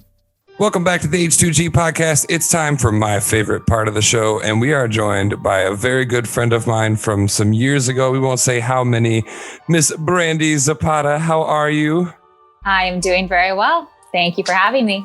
You are doing very well, but we'll get to that in just a second. I'm going to go around here quickly and introduce you to everybody we've got in the room. We've got Mr. Richie Phillips. Hi, nice to meet you. Hello. We've got Christy. Hey, Brandy. Nice to meet you. Hey, Christy. Marvin Scott. Brandy, nice to meet you. Hi, Marvin. And Tony Ray. Good to see you again, Brandy. Hi, Tony. Oh, man, it's like we're the Brady Bunch here. I'm looking... Everybody's in different spots. Anyway, so guys, Brandy actually went to the very same college where we all met and started this whole shenanigans, Wright State University. And that's where her and I became good friends through our mutual passion for acting. But Brandy, I want you to talk a little bit about where you've gone with that ever since then. Absolutely. So I am actually originally from Chillicothe, Ohio, which is in the middle of nowhere. And from Chillicothe, I went to Wright State. I absolutely loved my experience there. I was able to do a lot of theater as well as some on-camera work as well. I worked as a TV host for about 2 years and saved up all that money to then move to Los Angeles. And I've been in LA for 7 years now. It's been an amazing experience. For me, the pursuit of acting is the dream. So being able to audition and to be a part of a lot of different projects, both commercial, theatrical, voiceover. It's a little bit of everything. And I love that things are always different. I'm not stuck in a cubicle Monday through Friday. I'm not good with that. I like to have the different schedules and the unexpected happen. That's always a fantastic surprise for me. I'm going to ask a question to you, Brandy. All right. Justin would first, but that's okay. I've been wanting to ask you a couple questions. So the first thing I just want to get into is what's the hardest role you've ever played, period, as an actress, and why? The hardest role, I would probably say there was actually the first feature film that I did in Ohio was a vampire role, which I loved. But it was difficult for a couple reasons. First, it was the very first feature film that I did. I had vampire fangs in my mouth, so those were kind of difficult to speak with. There was also some fight choreography, which was super fun, but also I was stressed out because I was like, all right, I got to learn this fight. I have to talk with the fangs. So there was just a lot of elements to that. And being a young actor, it's very stressful. So I would say that was probably the toughest, but it was extremely rewarding at the end to have done a full-length feature film that was a vampire character, which I've always loved vampires. So I would say that one was probably the toughest for me, but it was awesome in the end. Okay, next question. I heard vampires. Christy and I are big into the Vampire Diaries. I'm bigger than she is. She didn't even watch the last 2 seasons for some reason. We don't need to get into that. We don't need to get into that. Yes. Quick question. Damon or Stefan? Which one? I got to go with Stefan. Suck it, Richie! I love Damon, but Stefan, I mean, he's just, he's a sweetheart. He's the good guy. And, I got to go with Stefan. Okay, did it. Look at his face. I wasn't ready. He broke his heart. Watch the original? Broke my heart. It's okay. I did. Yeah, I did watch the originals as well. Okay. Then I want consistency. Who did you- Elijah or Klaus? Actually, I would have to go with Klaus. But yeah, I know it makes no sense. Suck it, Richie. Ha! You know nothing. That doesn't mean nothing. It doesn't. She It played a makes no vampire. sense. She knows. I win. I was about to say, in all fairness, Brandy's played a vampire, so we're gonna take her expertise on this. I'm a little baffled, audience, because one she liked, and then the other one she liked. They're not the same at all. They're opposite. And as a matter of fact, if she said Damon and Klaus or Stefan and Elijah, I would have been like, all right, I get it. But It's a conundrum to me as well. That's okay. Like That just means you have and layers. like Elijah. Like Yeah, I do. the exact I do. Same, you're Well, that's my point. opposite. She and I are just opposite in that we both have complexities and we don't understand why, but I get it. Yes. I'm not judging. I was just shocked. I didn't expect that, Brandy. You seem so wholesome, and then you like. I am full of surprises. Yeah. Okay. So, Vampire Diaries question aside, you talked about you wouldn't handle well in a cubicle. So I'm curious though, if you weren't an actress, what would you be doing? That's a good question. I would say, so my degree is actually in broadcast journalism, and having worked in a TV station for 2 years as a host, I would probably be doing that. I do very much enjoy reading off of a teleprompter and doing the fun interviews with musicians and comedians and all that kind of fun stuff. I initially had thought I would possibly go into the news, but it's very dark and depressing. And I was actually, when I worked in the news station, I was right next to where the news people were, and they were not happy. So I was kind of like, I'd rather do the fun things and, not have to work every single day, all the holidays. So I would probably do that. I like TV hosting and doing interviews with people. It's really fun. Cool. Speaking of fun, what's your most fun role you've ever done? Oh, my most fun role. I would have to say probably the one that I did. There was a movie called Blue It was actually shot in northern Kentucky, and I was playing a nurse. That was my first time playing a nurse, and it was really cool because we had the gurney, we were rushing down. It was like you really felt like you were in the moment of some kind of a hospital situation. So I would say that was super fun. I just enjoy getting to jump into different roles that I don't necessarily have the background in. I don't have a medical background whatsoever, but I felt very intelligent and very medical in that moment with the scrubs and removing tubes and like putting on oxygen, all of those little things that you would see. And it's like, oh, she knows what she's doing. I do not, but it's believable in that moment. But you look like you knew what you're doing. I got you. Exactly. That's the key. Good. I got another question for you. Who are your favorite actors and actresses? It doesn't necessarily have to be inspiration, but who do you like to watch? Sure. Man, I love Keanu Reeves. John Wick is just such an awesome character. And I don't know if you guys recently saw Bill and Ted, but he was great in that as well. I mean, he can really do so many things, and he's such a sweet and loving person. So I love that as well. I would also say Jennifer Garner is probably one of my top, because she's kind of had a career that I would like to have as well. She's been able to do television. She's been able to do commercials. She's been able to do movies as well. And she does them all very successfully. And I like when actors have that ability to transition from one medium to the next. It's really impressive to me. And I think she does it fantastically. Cool. I keep asking you questions, but I feel like I'm hogging. Even though you broke my heart, thank you. Appreciate it, Brandy. I'm sorry. So we talked about, I wanted to get through the vampire questions before I brought this up. So you played a vampire in a feature film, and so you are the authority and you helped settle that argument for them. But I know that back at Wright State, you also slayed vampires as a hobby. Is that correct? This is true. So we did a theater production called Beloved, and in that, I was not the vampire. I actually was in love with the vampire and, lived many lives with that character and ended up killing him in the end and then killing myself.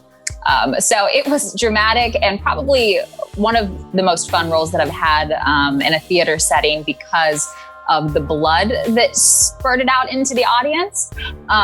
It's always fun when there's audience interaction in that way. And so at one point I stabbed my neck to kill myself and just blood goes everywhere.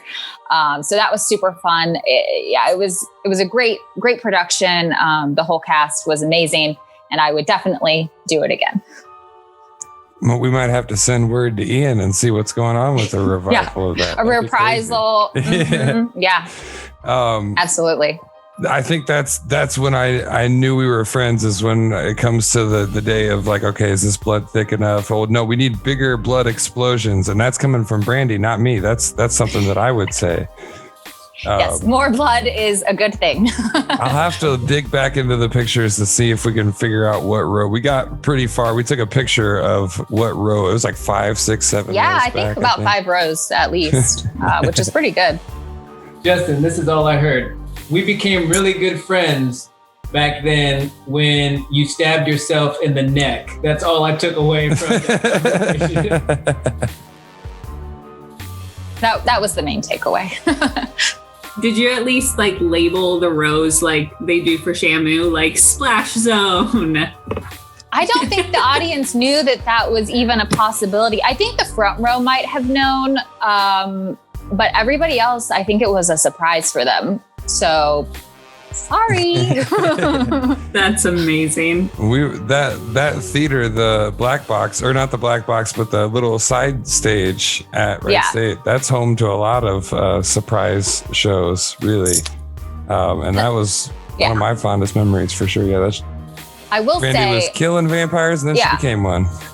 It was a little awkward. The opening of the second act, there was my moaning scene. And that was awkward when my parents were in the audience. So getting through that moment was tough. It's oh God. Never know what to say at those meet and greets. No. Hey guys. Oh, Hi. Still love me? Oh, that's great. So when you did news, Brandy, do you have a memorable story that you had to cover when you did the news? Definitely. I mean, I have many memorable moments. I would say definitely one of my most memorable and most embarrassing was probably the first time that I was actually live on the field. It was during voting, and I couldn't hear anyone in my ear, the producer, saying like, go ahead, start speaking. So I was on camera like this for probably, I don't know, a long 10 seconds. It was too long. It was way too long. So that was embarrassing, but it happens to everybody. You see it all the time. Oh, yeah. So I have empathy for those reporters that are out in the field and they're not hearing anything. They don't know. Right. But yeah, that one was super fun and embarrassing, but also I had the opportunity to interview a lot of cool musicians and also comedians. Rob Schneider came to the studio at one point, and very memorable with him. He was particular about his tea that he had to have in the morning. We couldn't get him onto set until he had his tea. So we're counting down. I mean, I'm looking at the time. At this point, I was actually running camera. I wasn't even interviewing him. And I was like, we've got about 10 seconds till we're going to be live. And he's just walking slowly with his tea onto the set. We're like 5, 4. He's just now getting mic'd up. We're like, 3, 2. And he's just drinking his tea, not even caring. He made it by 2-1, we're live, but that was very down to the wire, and I will remember that forever. Rob Schneider needs his tea. He needs his tea. Yeah, you can't rush the tea. I got you. Now, do you have any rituals or anything that you have to do to set yourself up or like to do? Yeah, so for me, music is the key for any pre-performance. Even like I've done game shows before, and even before going on to a game show, I really like to get in the zone of like getting pumped up. So I like listening to like pop punk music, metal music, rock music, something that's like aggressive, to just really get my energy up. And the same goes for like if I'm doing a theater production or anything, or even an audition. A lot of times I'll listen to just like some high energy music to kind of get me like in the zone before I go on. Awesome. Yeah. I used to listen to Tenacious D to get me going. So excellent.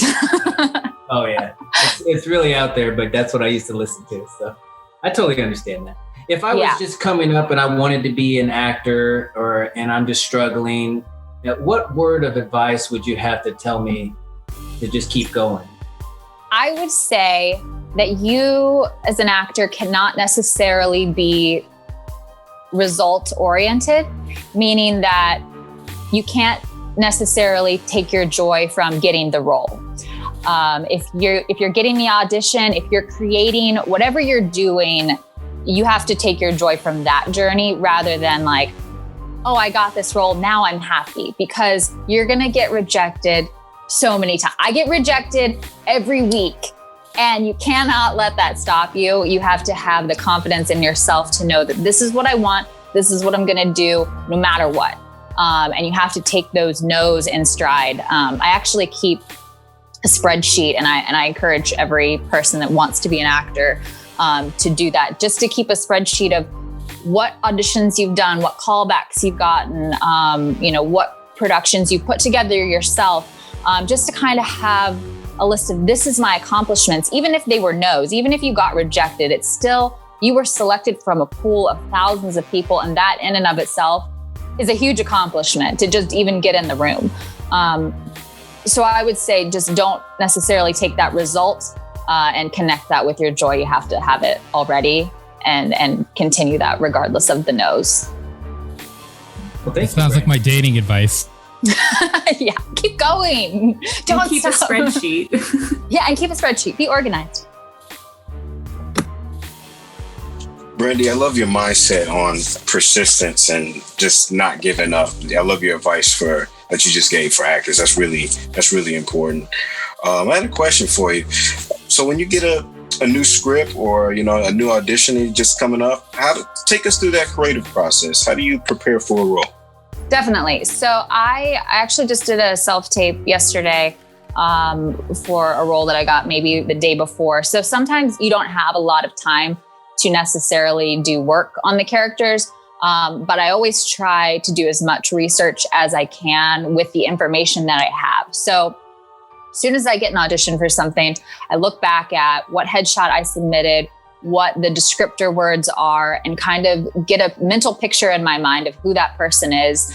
And then also find out as much about if it's a 2-page thing that I'm doing with one other character, try to find out as much information as I can about that other character so that I can have that relationship in my head before I even get in front of the camera to do the audition. So the relationship is one of the biggest things that I find is important. And then also for me, coming from a theater background, clothing and putting on like the costume or the makeup always helps me get into the mindset of the character.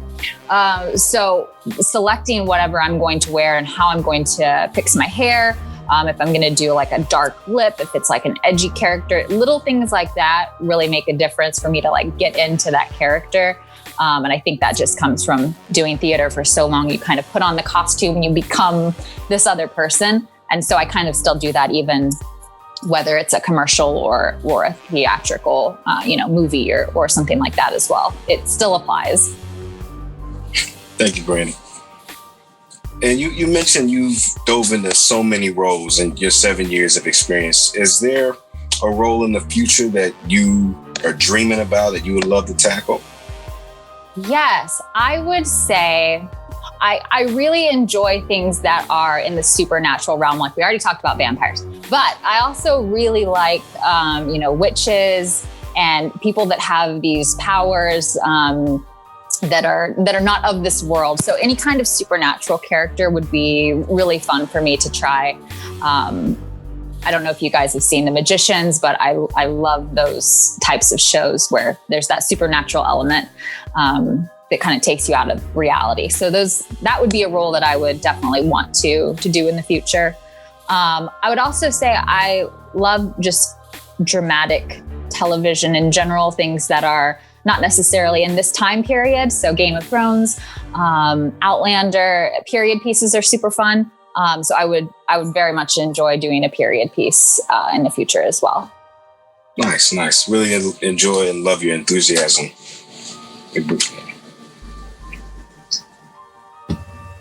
So I have. Go ahead. No. Go ahead, John. So all I heard is we need to get Brandy and Marvin to do a Harry Potter spinoff type movie. I'm down.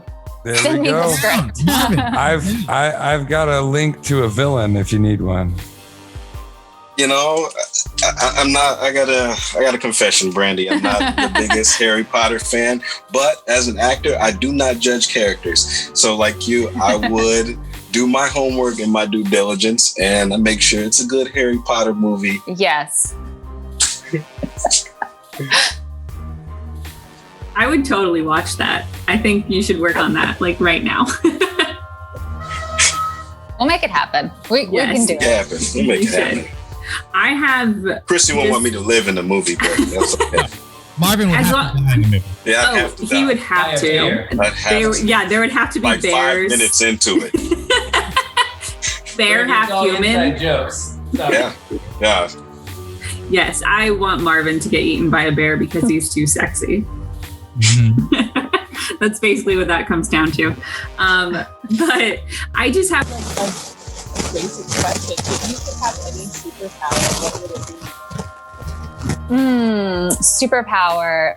I mean, I would say this is probably the most cliche answer, but the ability to fly, simply because I want to go so many places in the world. And I mean, plane tickets are too expensive, even though we're in COVID time, they're still too expensive. And I would just like the convenience of being able to fly all over the world. go visit my family in Ohio, go to Italy, Australia. I feel like flying's the best because you just jet yourself wherever you want to go. You're like, I'm done with this conversation. I'm going to fly away, you know? It's funny that you mentioned Australia because there's so many things there that can kill you. Why wouldn't you pick New Zealand over Australia? Okay, well, I've been to Australia, so I would just go back to visit. Luckily, I didn't encounter anything that was going to kill me. I did see an extremely large bat when I went, probably like this big. I don't know if you can see, but it was huge, and it was just like hanging from a tree in Sydney. And I was like, is that normal? Apparently it is. So I don't know. But I would go back to Australia to visit, and definitely New Zealand. I've never been there, but I'd have to go see where the hobbits live. So yeah. Yes. And do you have, I know you mentioned you're huge into Game of Thrones, but for everyone sitting in with their quarantine, do you have any shows that you recommend binge watching currently? Oh my gosh, so many shows. I watch way too much television and movies, like an unhealthy amount. But you know what? For an actor, it's research. I would say if you have not yet seen Schitt's Creek, highly recommend that, because I had about 100 people telling me to watch it. And prior to quarantine, I was like, I'll get around to it. But then I was like, I need something like happy and lighthearted. And it's very sweet and a very well-written show. So highly recommend Schitt's Creek. Also, Haunting of Bly House or Bly Manor just came out. Bly Manor. So if you're, Bly Manor. So if you are looking for something in the holiday spirit of Halloween, I would definitely recommend that as well. Just finished it last night. That's awesome. It's good. I will have to check that one out. It's creepy. I love Schitt's Creek. Like, that one is so much fun. You laugh every episode. Who's your favorite character? Oh my gosh. I don't even know if I can pick a favorite. I think that I would pick David, actually, because he's got so many good catchphrases and faces that he makes. It's just, he's a lovable character, and I feel like he grows a lot in the show. So that's great. Yes, he is a very, very good one. I love Moira. Just the things that she says with her accents. And her amazing. wigs. Yes. Yeah. They're her babies. The bebe.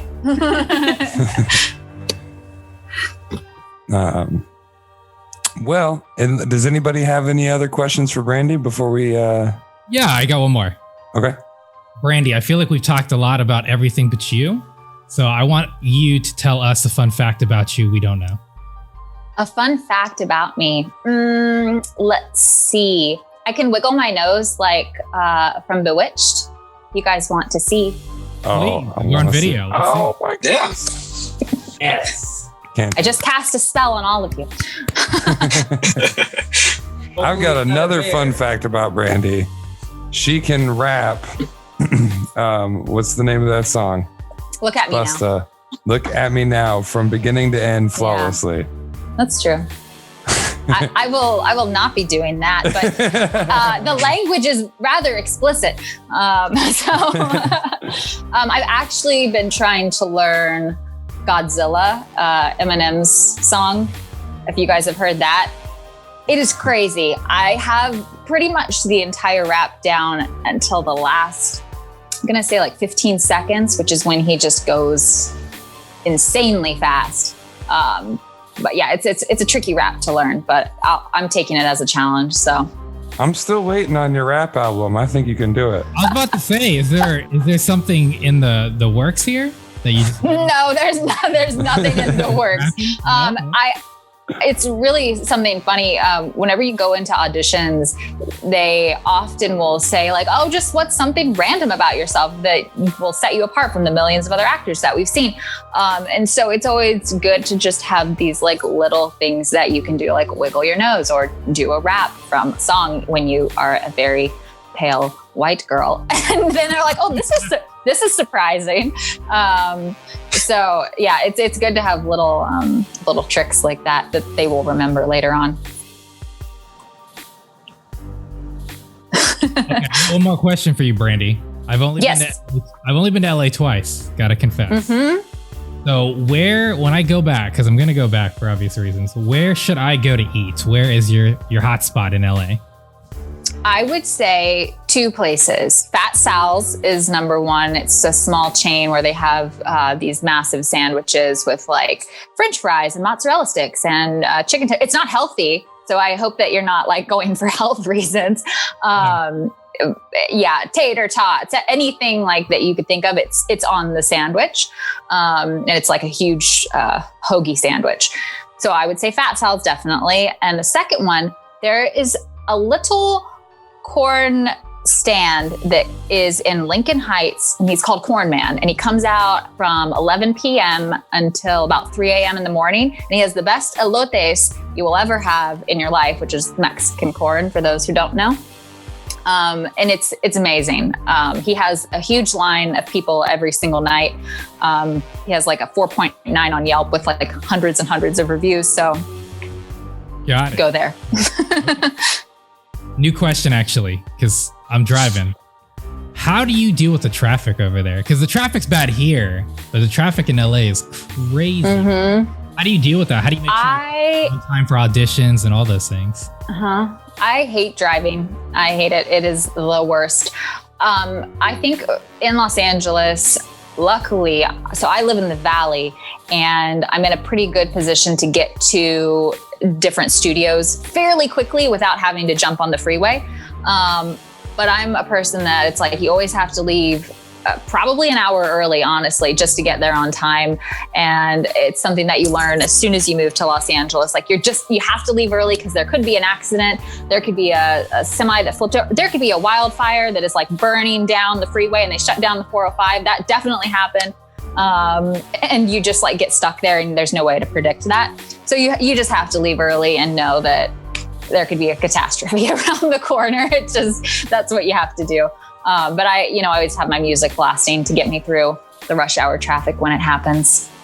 Okay, I was curious how you do it. That's one thing I can't stand. Sometimes I go into the city and I'll be stuck on the Bay Bridge, and it's a 2.5 mile bridge over the ocean for people who don't know.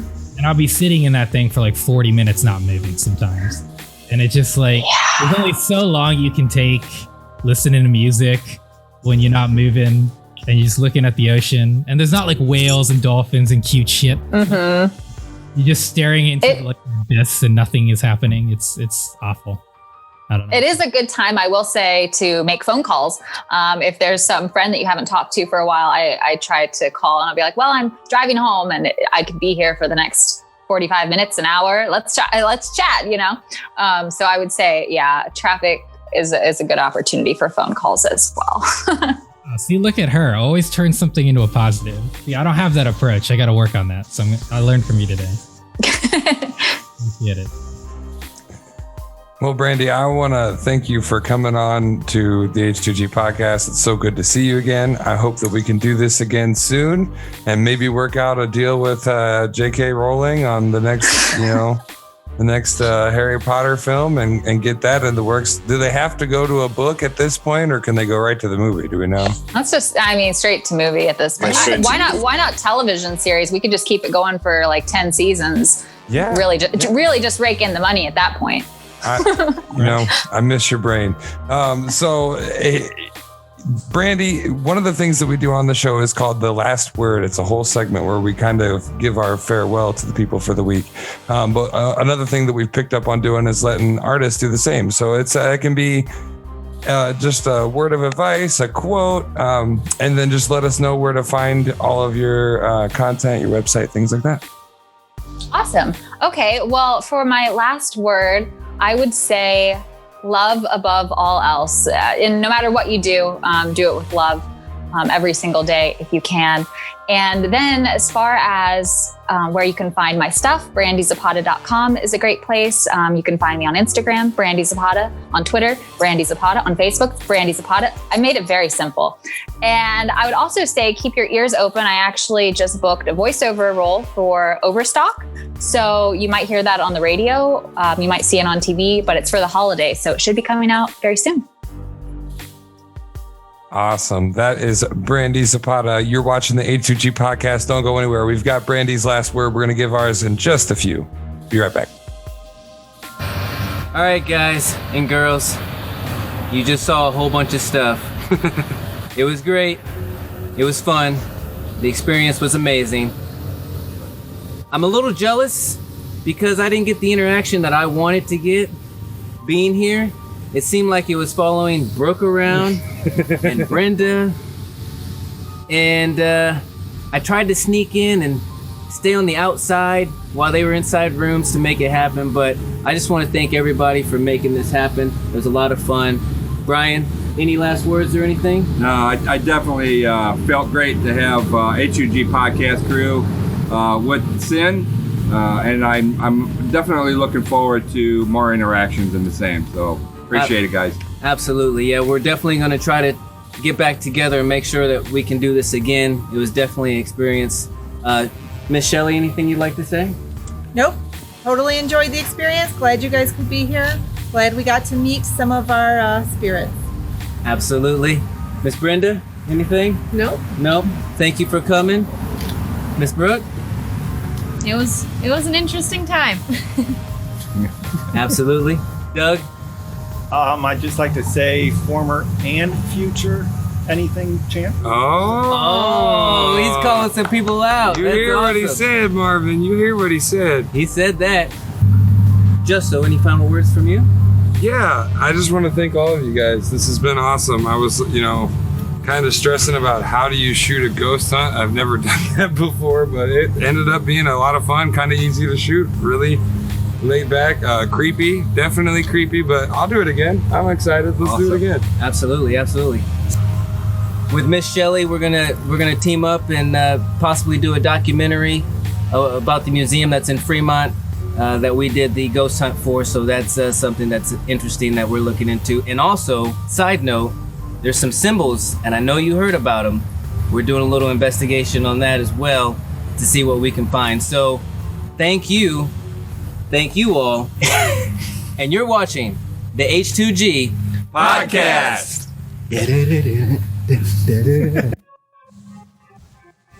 Welcome back, folks. You are tuned into the H2G podcast, and we are towards the end of our show. But I just want to say thank you for Brandy Zapata coming on today. It was lovely having her on. I really enjoyed her advice on what to do as an actor if you get down on yourself. She was really open about her passion and her dreams and and her process as an actress. And want to thank Justin, Christy, Tony, Richie, all of you for doing what you do every week, being who you are. I honestly love coming on, like I say, every Sunday. And this is probably like I said, when I can't name the best part of my week, this is one of them, because I get to be with you guys and I get to be open, and all of you out there, I get to, be open with you. So my advice to you this week, my last word is, like I always tell you, keep going, keep your head up, stay strong through times of uncertainty. We all know that this can really get you down. Some things can really get you down every day, but just keep your head up, keep moving. Tony? Thanks, my brother. I'd like to thank Brandy as well for coming on to the show. I'd like to thank the listeners for listening. I'd also like to ensure that, Halloween is coming. So, make sure that you have something planned, whether you want to go out, whether you don't want to go out. If you don't want to go out, you can still make it fun at your home for your children. But just be smart and be safe. It's always a pleasure to do the podcast every Monday with these fine gentlemen and lady. They always make it fun for me, and I just enjoy doing this so much. The other thing is, if you are new to the podcast, make sure you go to h2gpodcast.com. You can also be able to watch previous shows, get to know a little bit more about the artists. They have a little biography that's on there as well. So, take the time, do your due diligence, learn what you can learn. That's all I got to say. Well, another wonderful episode comes to a close. I also will thank Brandy. It's so good seeing her again. Been friends for a very long time, and it's incredible to see. That's what got me passionate about this in the first place, is seeing my friends, the people around me that are so talented and have so much to offer this world, being able to see them succeed. And Brandy has been extremely successful, and I believe she will continue to do so. And very thankful that she spent some time with us today. Let us get to know her a little bit, and let everybody out there get to know her a little bit when she's not on screen. So that was cool. Congratulations to Tony Ray and his first victory point for the Game of the Week championship. Looks like we have another contender to go up against Marvin. So I'm excited about how that's going. One quick plug, other than Tony already got you with H2Gpodcast.com. On there and on our YouTube and on our Facebook, on Wednesdays now, you can catch our new podcast called The Wire. You might recognize the title as our sports segment from our previous seasons. We have made it its own show, starring myself, Tony Ray, Richie Phillips, and Marvin Scott with the occasional guest. We cover sports as we see it, which might be a little bit different, and we will call things out as we feel. And it's sports in a whole new way. So check that out on Wednesdays at 10 a.m. H2Gpodcast.com and all the other platforms. I want you to be smart out there. I want you to wear your damn mask. And as always, I want you to live, laugh, love like it's your last. We'll see you next week. I would like to thank Brandy as well. I never got to meet the girl at school. Like, we never had a class together. I knew of her, and I've seen her, doing her broadcasting, something like that. And what a wonderful person. She's a beautiful gal. She's really fun. She just broke my heart, though. I really don't understand her choice in men in television shows. It doesn't make sense, but that's neither here nor there. She just has the same approach as Christy, I guess. Just doesn't make sense, but that's okay. That's okay. She honestly had a really good positive outlook in life, and it was really cool to see that. I love people who are so optimistic and can turn anything into a positive.